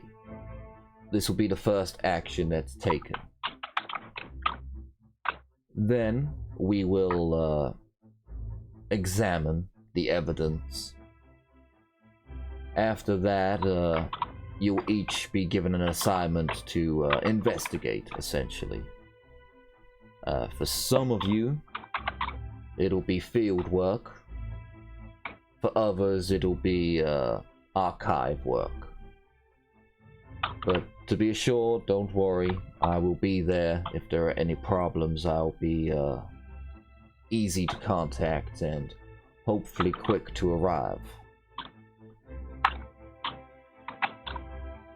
Oh boy. Is there a description of these strange dolls? Yeah. TT. So, you are shown a number of images of these dolls. Some of these are archived footage, so you can see vast plains. All you can see really is the gone, not quite golden anymore, like the off gold brown of cut wheat stalks, and farmers stood behind and around, and all the children have made different dolls that they're holding up, almost essentially in competition. Whoever makes the best one goes with the shipment. And then you can see that they've, you know, made a tradition out of it. So there are a number of quite nice, like you look at it and you go, oh, you know, that looks like a Sister of Battle or a you know, an Astartes, or, you know, they've got quite artistic with it. However, the one that appears from the one that the planetary governor has said, look, you need to come and look at this. This looks a bit odd. It shows what looks like a man However, he has 2 kernels of corn on the top of his head. And it looks like he's holding a really, really, really big sword. Oh. Just gonna raise an eyebrow. But the sword could be, you know, it just because it's a really, really big sword. No. Oh. The Inquisitor looks at it. It's like, huh. Takes a low stick, lights it up. Can I rub him analogy? A bit of knowledge. Yeah, Sure. Can I as well, please? Sure. Now there are some I mean, I just started coincidences dabbling. here. There are some coincidences here, but this is quite peculiar indeed. Did you? I just need to ask. How long have you had demonology, Liliana? Very little time, ever since he installed the cogitator in my thing. Oh, in our ship, not my ship. You did roll willpower for it, didn't you? I can't remember now. I think I did. I Okay. don't know Wow. if you did or not. We will be nice this time, and we will say you did. However, next time you must always roll to make sure to see if you get any goodies come along with that knowledge, any little marbles, you know, being lost or gained. So I mean, unfortunately, if you want, I can roll again, but no, in case you did roll before, because again, I can't remember. So for most of you, you don't get it, but the Inquisitor seems to like look at it and be like, this looks like something I killed once. Coincidence. I'm sure this is just one village taking their artistic license a bit far. But for those investigating, you'll investigate, deep history. I want to know who built the towns, who first came to the world, who they think first colonized the world. If it was ever taken during the Great Crusade. During that period of time anyway, and who took it, which could be even more important. For those of you investigating on the ground, it'll basically be going to different villages. To be fair, he gestures at your group. Your group will probably be heading to some of the villages as you have your own gun cutter. It'll be more expedient for you to zip around. At least it keeps you out of the archives. Some people look utterly in shock that they're going to have to go into the archives. Others look really happy. Me scrabbling. Flame doesn't look happy. Flame kind of keeps looking at you, like hoping that maybe, look, can I go on the quick nippy out squad? But maybe not. So it will take us hopefully 2 weeks, and we'll be above the planet. For any of you who wish to do any research in this time, you may. For any of you who wish to do training, I suggest you do your exercises in the shuttle bay.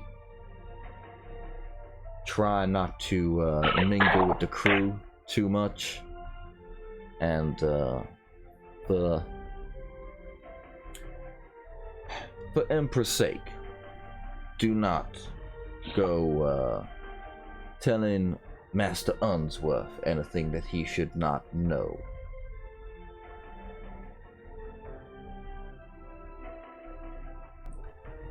And I would like to inform you all that do not choose Oftane as the example of my retinue. Just the exception to the rule. I'm gonna cock my head to the side and say, forgive me, but what did that old drunk man do? He seemed capable. No, he didn't. He seems like an old drunk, but he's an incredibly powerful psycho. Even more so than me.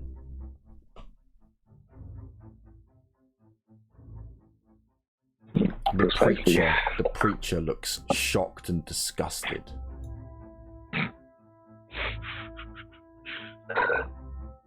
I just grin. Don't do the evil laugh that I just accidentally did. I just grin. He starts like saying ecclesiastical chants under his breath. That clearly things like protect me from the foulness of the psyker and the mutant.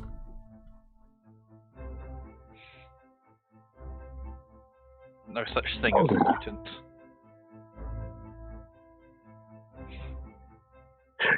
Turns her head to the side and looks straight into Mordecai's eyes. I did. Really? I was just thinking it. I wasn't saying it. Hold up then. Just in case. No, I'm not gonna roll Psychana. Fuck it. I'm not gonna tempt fate.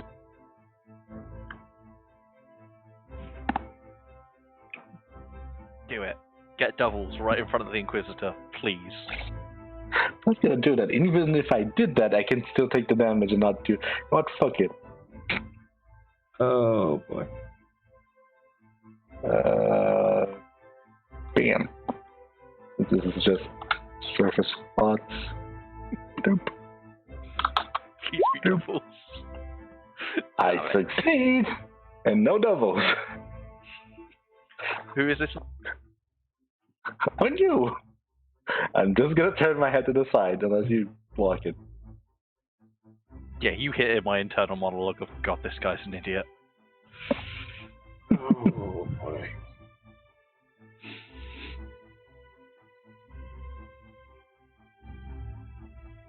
How dare you? Yes, we do. How dare you think your Inquisitor is an idiot? He will punish you for this.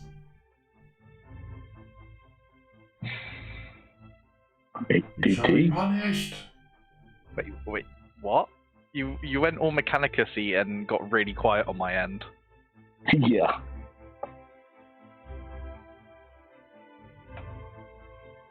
Yeah, Mechanic's voice seems a wee bit quiet. That's kind of annoying when it does that. How dare you accuse your Inquisitor of being annoying? I didn't. No. No, not you, the preacher. I'm well aware. I like the Inquisitor. He didn't kill me. I like the Inquisitor. Why? He didn't kill me. Good reason to like an Inquisitor. What's that? You don't like me? Bang. Right. Is there anything about this world we know that could be of interest besides the standard? It's an agri world. It's a death world. Actually, do we have anything on these apex predators? Yes. They actually hunt them. There is a.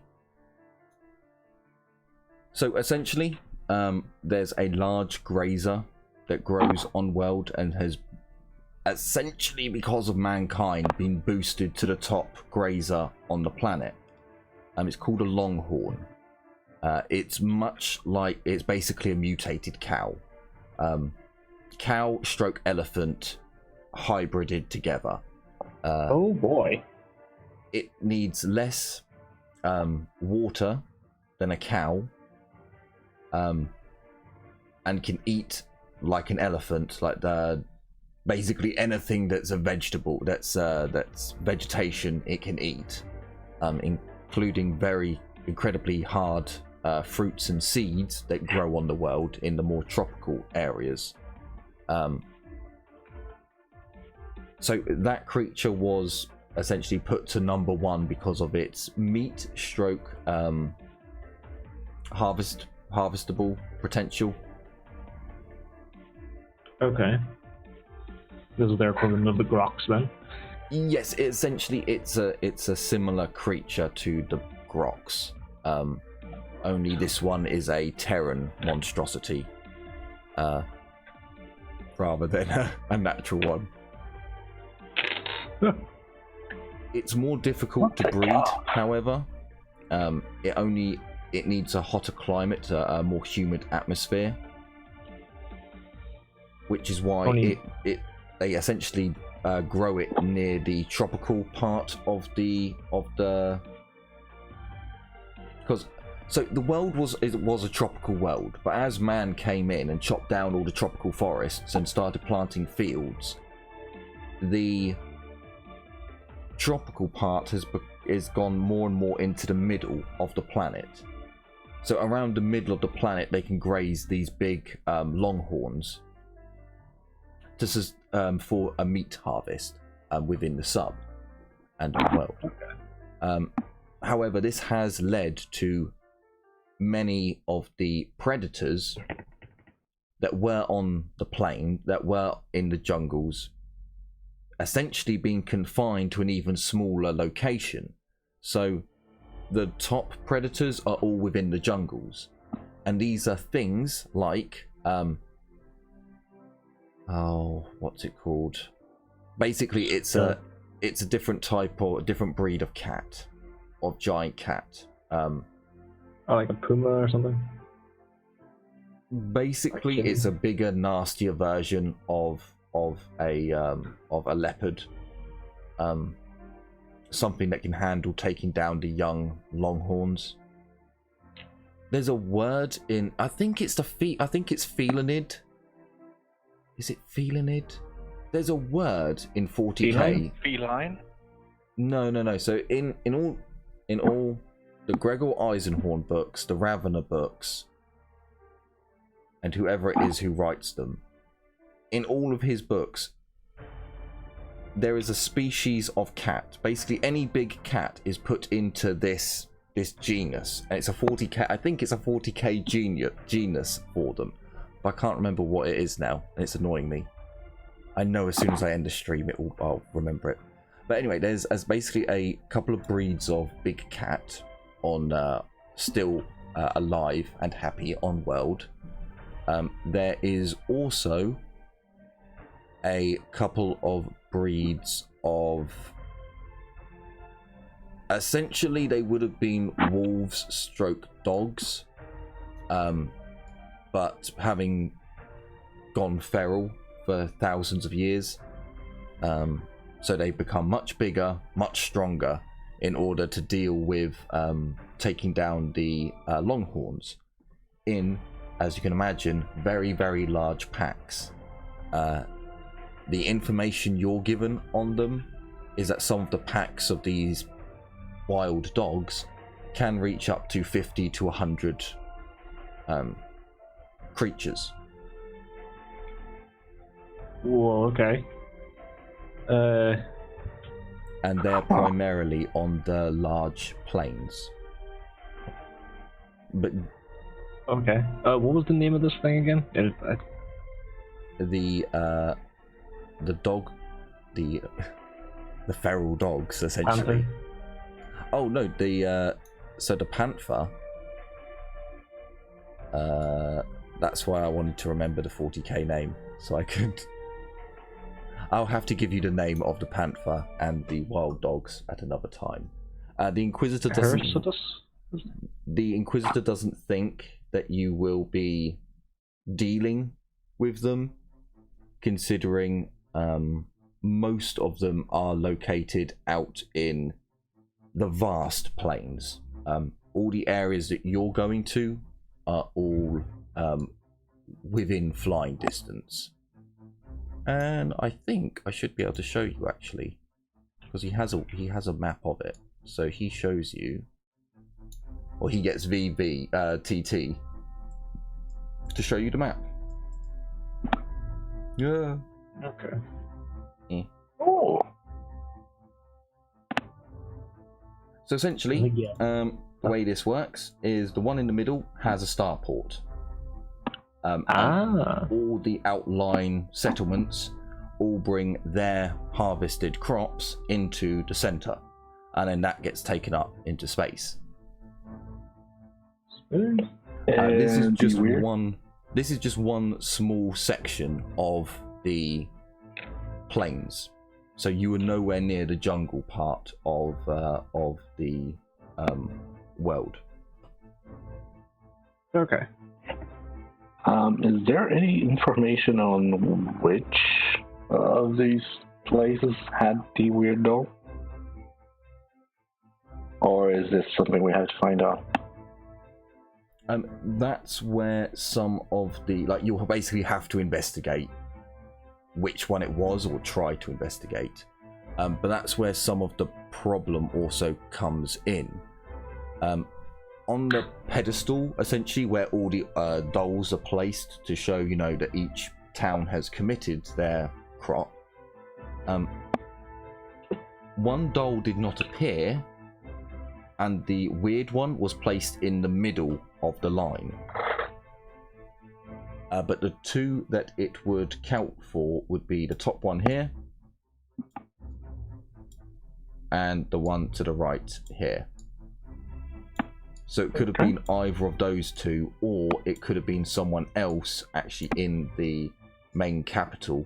Well, main regional capital, I guess it would be, where someone could have moved the dolls, you know, got rid of two towns' dolls and placed that one there.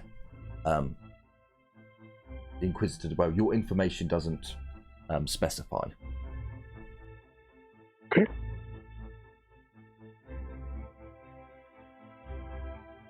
Okay.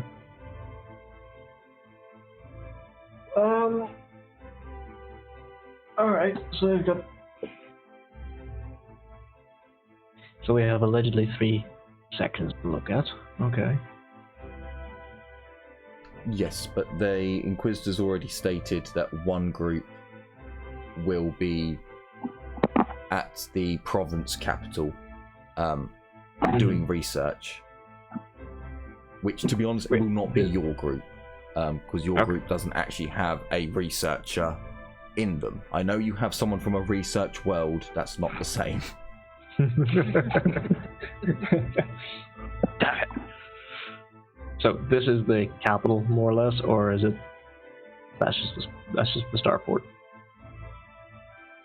We're going to call that the regional capital, but it has a starport, so it's not like a hive city. It's a massive distribution and starports sector. Like, they would also provide, you know, like each town that gives produce would also get stuff from there as well. Like, if they needed new tools, that would be where they would order it in from and get it off world if they couldn't get it on world, if you know what I mean. Okay. And because it's a farming community, it's an agri-world they produce, whilst the starports have Mechanicus outposts within them, within each community there are a couple of they're not Adeptus Mechanicus, they're like a subcult.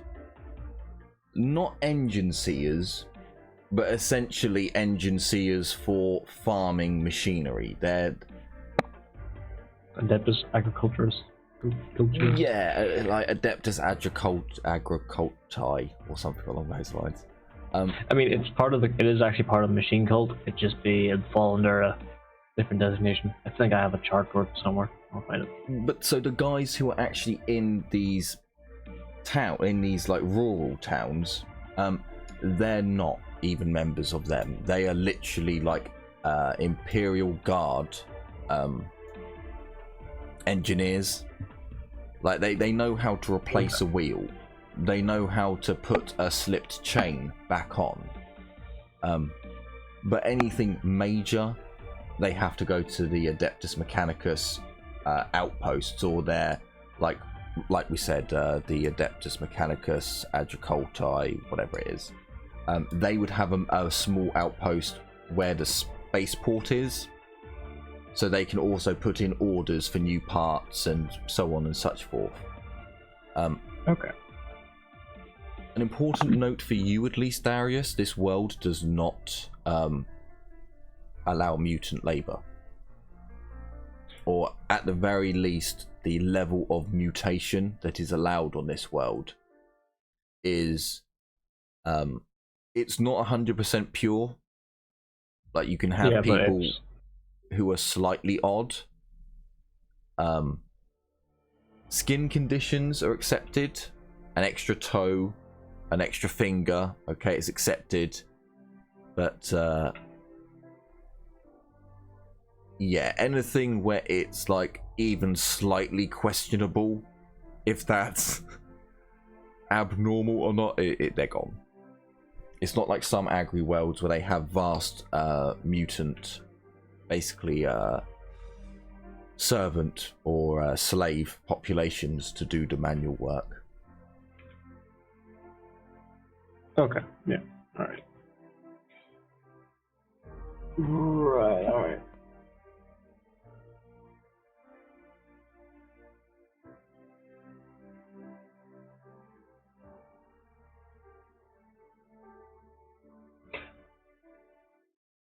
Okay, I'll do the. Or I would. Somebody else, Darius would ask, but would the Constitutors have any intel for further research on this, or shall we wait until we get on world? The Inquisitor informs you that this is a world that was on his route. It was on his plan. I can't remember. Oh, planned circuit. That's the word I'm looking for. So he does have the latest, quote unquote, information on the world. That is in his cognite banks. But once he does inform you that once this world is done with, he will be having that data removed. It will be purged. Okay. So those cognite banks we have on the ship, our gun cutter, perhaps, has intel on this we can look at. Yes, he can have that transferred over. And as that said, TT starts playing around with his data slate. Oh. He's transferring. Yeah, putting it in the books. Transfer data. His many little hands on his chest are all like folded in prayer.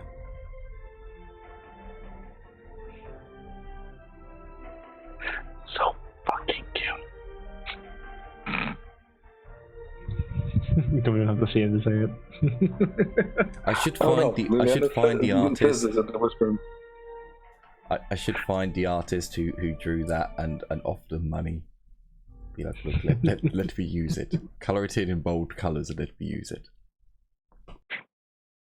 But thanks to Corona-chan, I don't have any money, so that will have to wait. Ah, Corona-chan. You naughty little minx. Is there any other information you would like to acquire at this moment in time? Not that I can think of, but there's almost certainly something. No, not for the group, precisely. So, it is at this point that he dismisses you all and tells you that before you reach orbit, he will bring you all back and have another run through of which team will be doing what. Alright. I mean, one way to visit ourselves during warp transit is research, I suppose.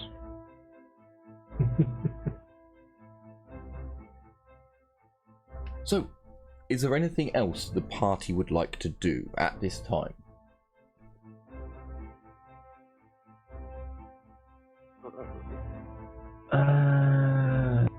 Nothing that's not outside of just look at the cogitator banks and go, okay, this has been said, this.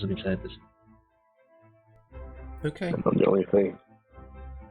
Now that that the missus has been brought in such a weird way. The only thing that Liliana wants to do is be there with her while she's being tested and probed. And more testing and more probing. Actually, I might grab Liliana for a second. Oh? When the meeting disperses and everything, you like to talk to people, so hopefully we can go around and talk to some of the other groups and see what they think. Because not many of them spoke up during that meeting. I mean, sure, we can go talk to them. Do you have any specific group in mind?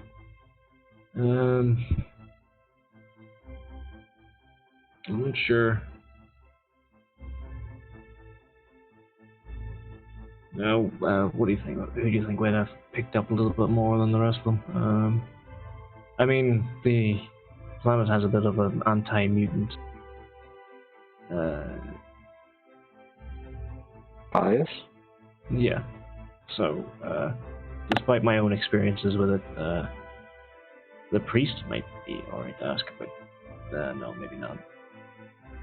Well, personally, from what I get from the other group, the one that should pretty soon have the most amount of information would be Castella, a scribe. Yeah. The priest is probably going to be too bogged down being a priest. Oh, hey. Wait, we're getting the intel put in our cogitator banks, right?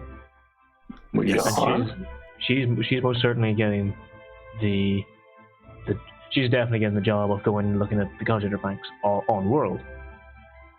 What if we get her to come and take a look at the cogitator banks on our ship for a while? She's already an experienced scribe. Put it to use. Rather than the shitty banks we have on the Lusty Maiden. About that, it would probably be wise to consult the Inquisitor before we do that. Because even though we're all acolytes, technically acolytes now, he did say that, all information that goes through there is classified, super classified, and we're supposed to be a big family, but we don't know the other group enough. Knowledge is also corrupting. Well, her squad leader is Arbite. I suppose he could come along and... I'm sure he'd rather stretch his legs in our ship, and rather look at the scribe, look at a picked screen, rather than be cramped in that dorm. Possibly, yes.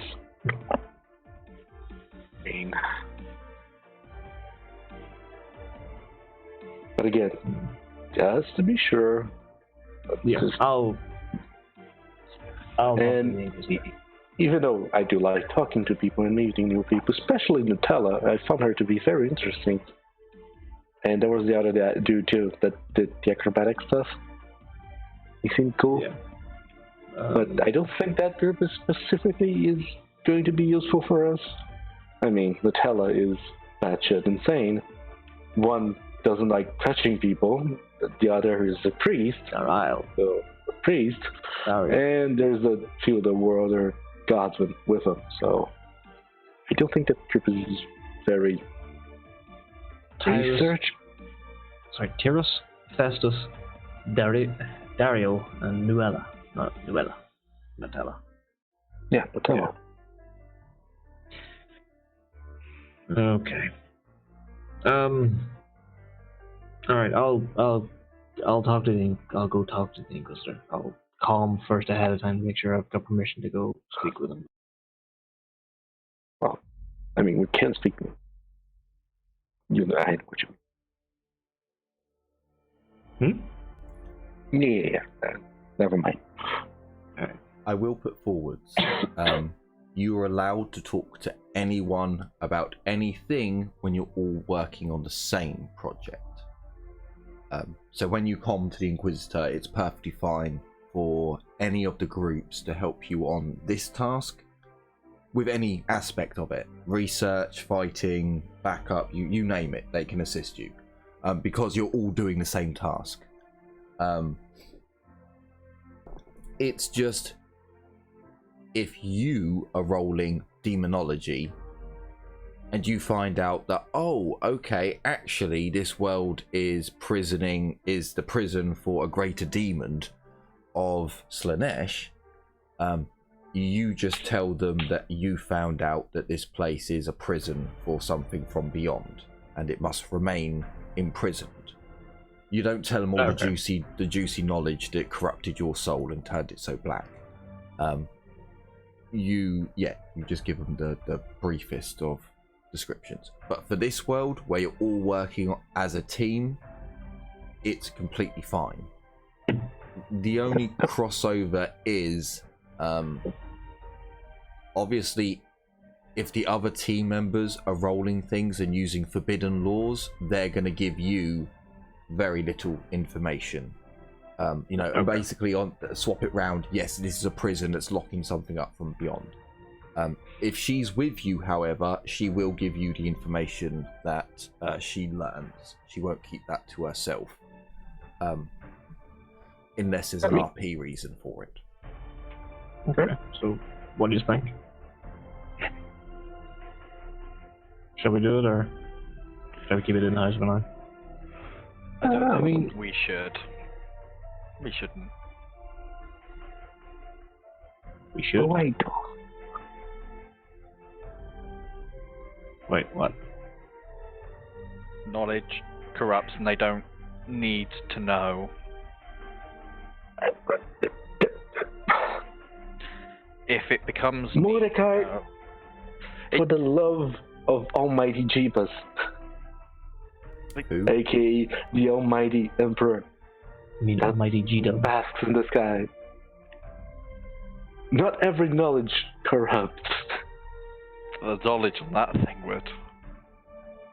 Yeah, but the thing is, we're going to be researching the planet on the thing. You're just going to have access to classified information. If there is weird, funky shit, we're technically acolytes too, and Inquisitor just gave us the go-ahead. So... let's just fucking do it.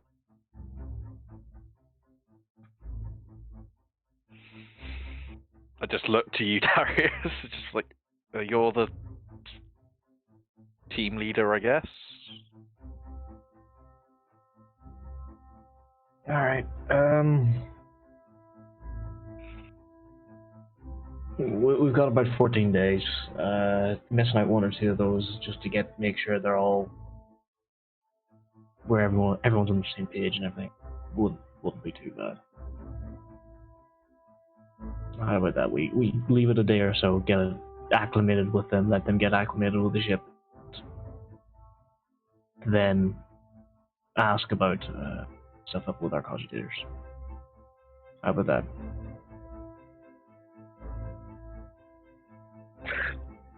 No, oh, go ahead. Sure, no, let's talk with them first. It's just isn't that a tad, maybe just a teeny bit overcautious about this? I mean, I was being cautious by asking the Inquisitor permission first, but after he gave us the permission, why not show trust? Alright.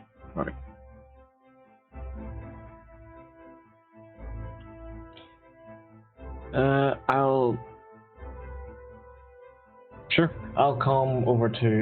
take a step away and come over to the Marius. Come to Marius if we can meet up for a moment and ask him, can we borrow Castella to take a look in our cogitator banks to see if she can find anything ahead of time, because I don't like going into the situations with. I prefer to know the situations better. Yeah, sure, not a problem. I'll let her know. Thank you. And I'll close the feed. See, like pulling off a band-aid. It didn't even hurt. Feels weird. Anyway,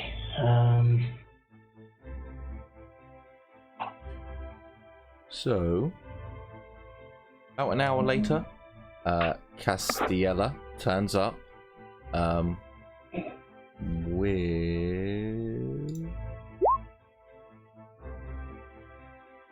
Noelle. Ooh. And Noelle seems kind of crazy. of course, I'm a little bit cautious, but alright, I know Liliana likes Noelle, so I'm going to, like, shuffle her off, and I go entertain her for a moment as I explain the situation to Castella. Does Nutella wear the mask the entire time? You keep calling her Nutella. I will keep calling her Nutella until the day I die. I think Noelle doesn't wear a mask. I think. No, sorry. She No, had a sorry. fake No, picture sorry. of the Sorry. rise. Nutella. Noella. Her picture does have a mask on it, but she only wears that when she is out and about. On the ship, she's not been wearing it, and like on both Rogue Trader ships, every time you've seen her, she hasn't been wearing it. She's had it on her, but she hasn't had it like been wearing it. She has just these brilliantly brown eyes, which is kind of weird, and they seem really big. She's kind of pretty in that funky way, you know, like the way like her hair's kind of scruffy, not dirty exactly, but almost kind of dreaded in a really small little dreads, and she's just like the way she twitches and says things and the chosen names. Oh, for fuck's sake. I'll grab her by lead her Nutella to her side and just be like, I'm sorry, you grab her by her ass? no, grab her and lead her to the side because you're Okay. afraid of her. Dude. Right. I'm not grabbing her by the ass. Come on. It wouldn't be out of character for you. Yeah. Yes, it would. I'm not a the main hog dog question is, woman. okay, no. Does she have big boots? Boots with a T. No, kind of small feet. Alright, yeah, never mind, she's not really on the side. God, people. She has a moderate chest, if you must know. She has a moderate chest, not maybe a little bit on the smaller side, but more than enough. Do you not remember the main reason why you went off and talked to Tiffany was because you wanted her Of course, I remember, but good God, people. I'm not like that 100% of the time. Only 50%. Yeah. Only with Tiffany. She's special. She is with us, remember? She's hot. Besides, monogamous. Oh, okay. Anyway, Mortis Fairy! Wait, what? The Mortis Fairy! The water tastes furry? The war. Can I roll a Psyniscience? Oh. are you sure you want to do that during travel? Orphans yeah. make great killers. Oh yeah.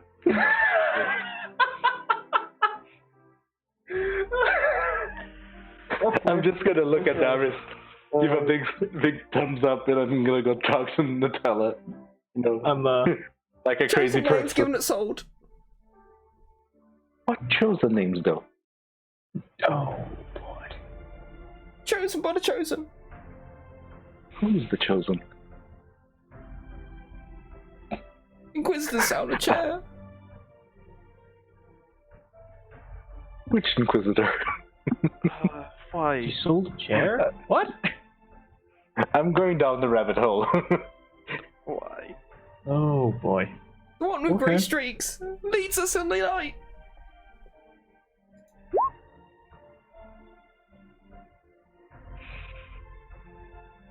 Huh. Death will come by orphans with chosen names. It is written in the warp. They have their agents, Oh, shit, and that- we have ours. That is how we fight Oh. this game. I'm gonna raise an eyebrow like, holy fuck, Nutella. I'm gonna look back at Darius. Look back at her. Now you know why Oh. you're scared. The Emperor's got Hey. balls. Don't let the Profiteers do that.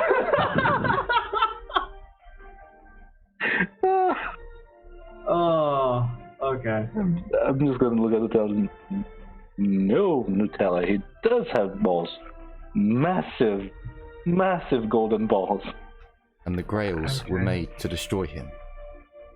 The Grails are the ones we must fight. The warp shows me this. The warp shows me this. The warp shows me this. She starts freaking out. Just saying the same thing, just twitching violently. Her companion doesn't seem to. It's just like she does this an awful lot. This is why we got in trouble on our mission.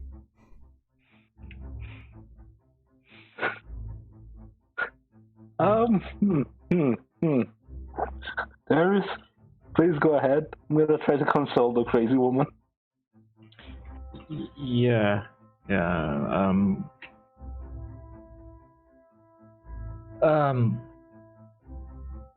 Sorry, I had to take that down for a second.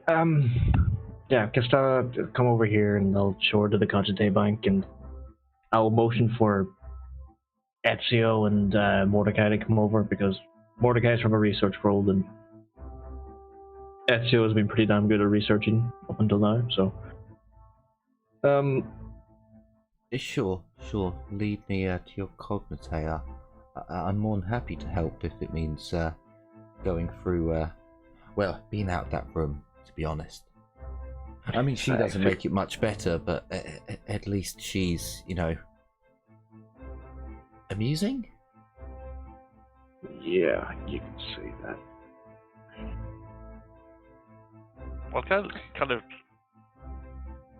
has a little bit of a pained look on his face when he says she's amusing. Like, fucking not her fault. Don't laugh at her, you bitch. We're not laughing, it's concerning. Yeah, it's just that kind of a look of God.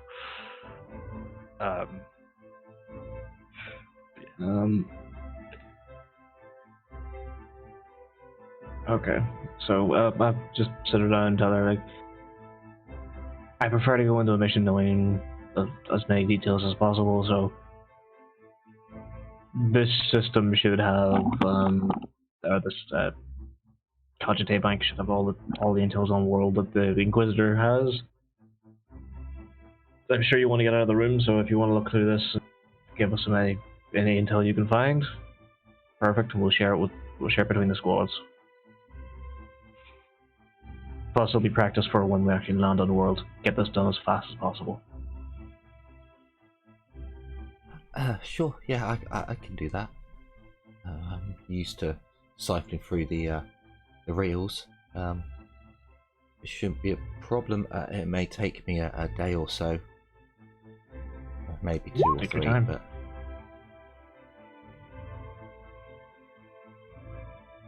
sure. yeah, I Well, can just I'll, check. okay. Well, I'll see you when I learn something. With that, she turns on the screen the green glow from the screen illuminating her features, and she begins to go through the cognite. With you can see, Darius, that this is a person who has used a cognite for research many times. Like, it's just all natural. Okay. Can I just look over her shoulder every so often just to take a peek at the screen, trying to get an idea of what she's actually looking at, make sure it's on topic? Sure. Give me a scrutiny perception with a -20, as she is going through information at a rapid speed. Scrutiny perception at a minus. She has 2 weeks to do this. Fuck. So this would count as a law skill, would it not? Probably, yeah. Because she would be using her law in Adeptus Administratum to find information. Because it's basically the Adeptus Administratum's information that she's going through. Yeah, she's got inquisitorial documents in there as well. In the cognite banks, rather, that she can go through at times. So I elect to spend a fate point, and I'm going to be really cheesy. The quest for knowledge. In addition to the normal use of fate points, a sage character may spend a fate point to automatically succeed a logic or any law skill test with a number of degrees of success equal to his or her intelligence bonus. Oh. Damn. So I get 5 degrees of success. Boom. Oh. Damn. Oh, no. I'll be a monkey's uncle. Sorry. I don't understand it either. It's just a phrasing from my world. So, what she can tell you, what she finds out at the very least, is that this world has been supplying the agri-world, Agrifria. This world has been supplying Agrifria with foodstuffs for hundreds, if not thousands, of years. Okay. Since apparently records begun, these two worlds have been united in their goals of survival. So that could be pre-heresy. Or post-heresy. Essentially these. Well, the records don't go back that far. They only go up to around 10,000 years ago. Because a lot of bad shit happened in the Ultramar Segmentum around 10,000 years ago that may or may have disrupted information. But just a tad. There are records, like, they're very sparse, but with 5 degrees of success, I'll give her that she picks up a couple of these ancient documents that show, like, the alliance between these two worlds.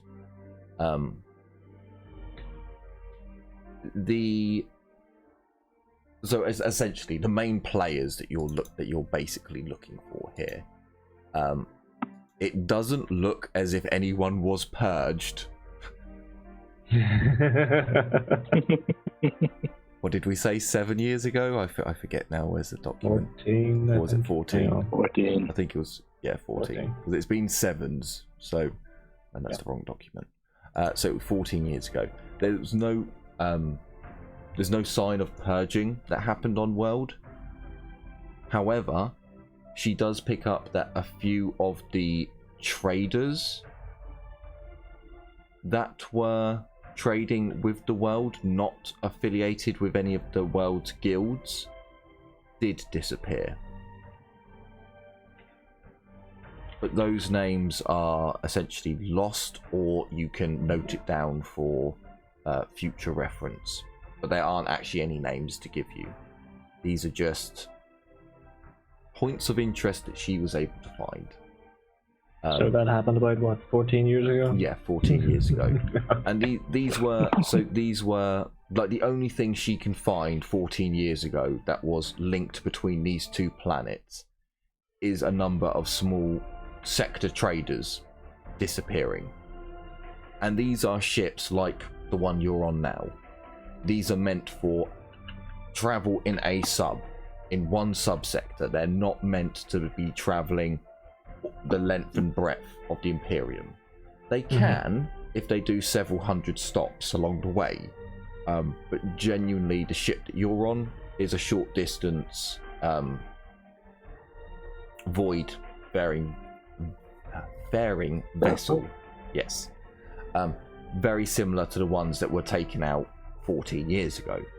There was only about 3 of them, however. There were no guild ships involved in anything.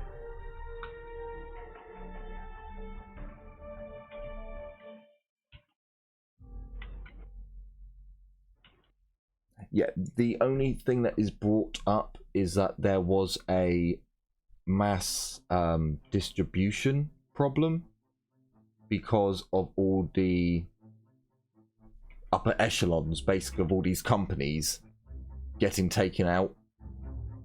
So like when I said like all these nobles were getting killed, well, some of these were nobles who were in charge of, you know, things getting transported, things getting distributed, areas where money could be siphoned off, and so on.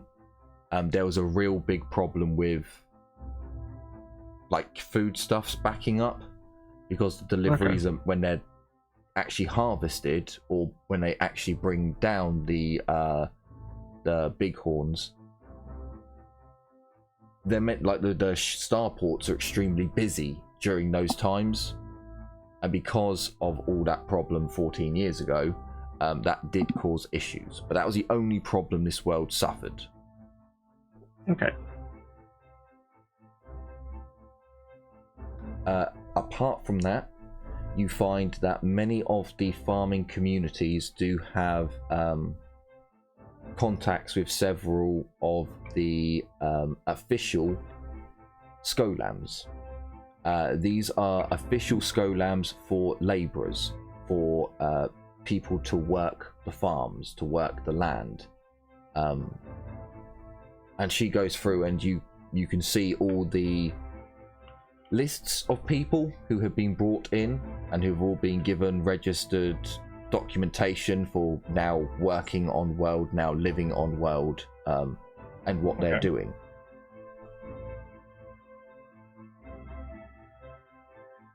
Is there any that matches up with the Skolum Tyrannia? Apologies, it wasn't labouring, it was logistics. Logistics, okay. Yeah. Doing brute work, the people of the world can do. Doing intelligent work, they need people off world. So no, you do not see anywhere the Skolam Tyrannia. Okay. It only seems to be Skolams that are affiliated with official trades, official guild traders. Okay. Yeah.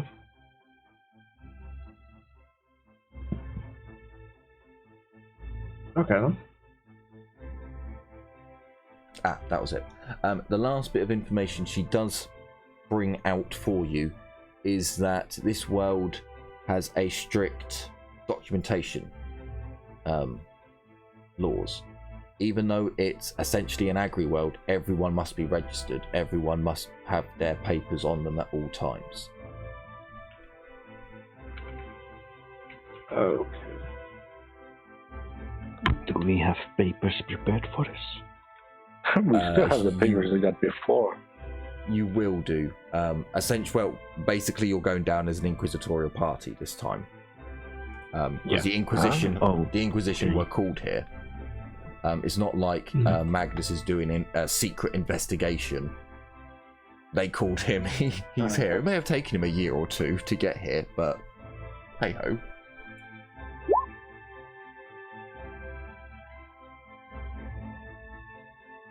So, This will take the first 2 days of your journey. Even though I've used her skill, she will need to do a extended test. And is at the end of those 2 days and that information dump that we will end this episode, to give you a bit of time to go over it and to make sure you've got things down, and so we can go over it at the end of the session. Just in case anything was lost in the minutia. And some people have to work tomorrow, so we need to respect that. So, to stop myself from saying any more than I do, thank you all so much for watching. I certainly hope you've enjoyed this episode and are looking forward to future episodes to come, where there'll be many, many, many more for this tabletop RPG coming in the future.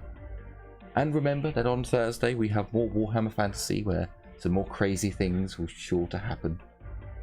So I certainly hope to see you all there. Take care, everyone, and as always, bye-bye for now. Bye. See ya.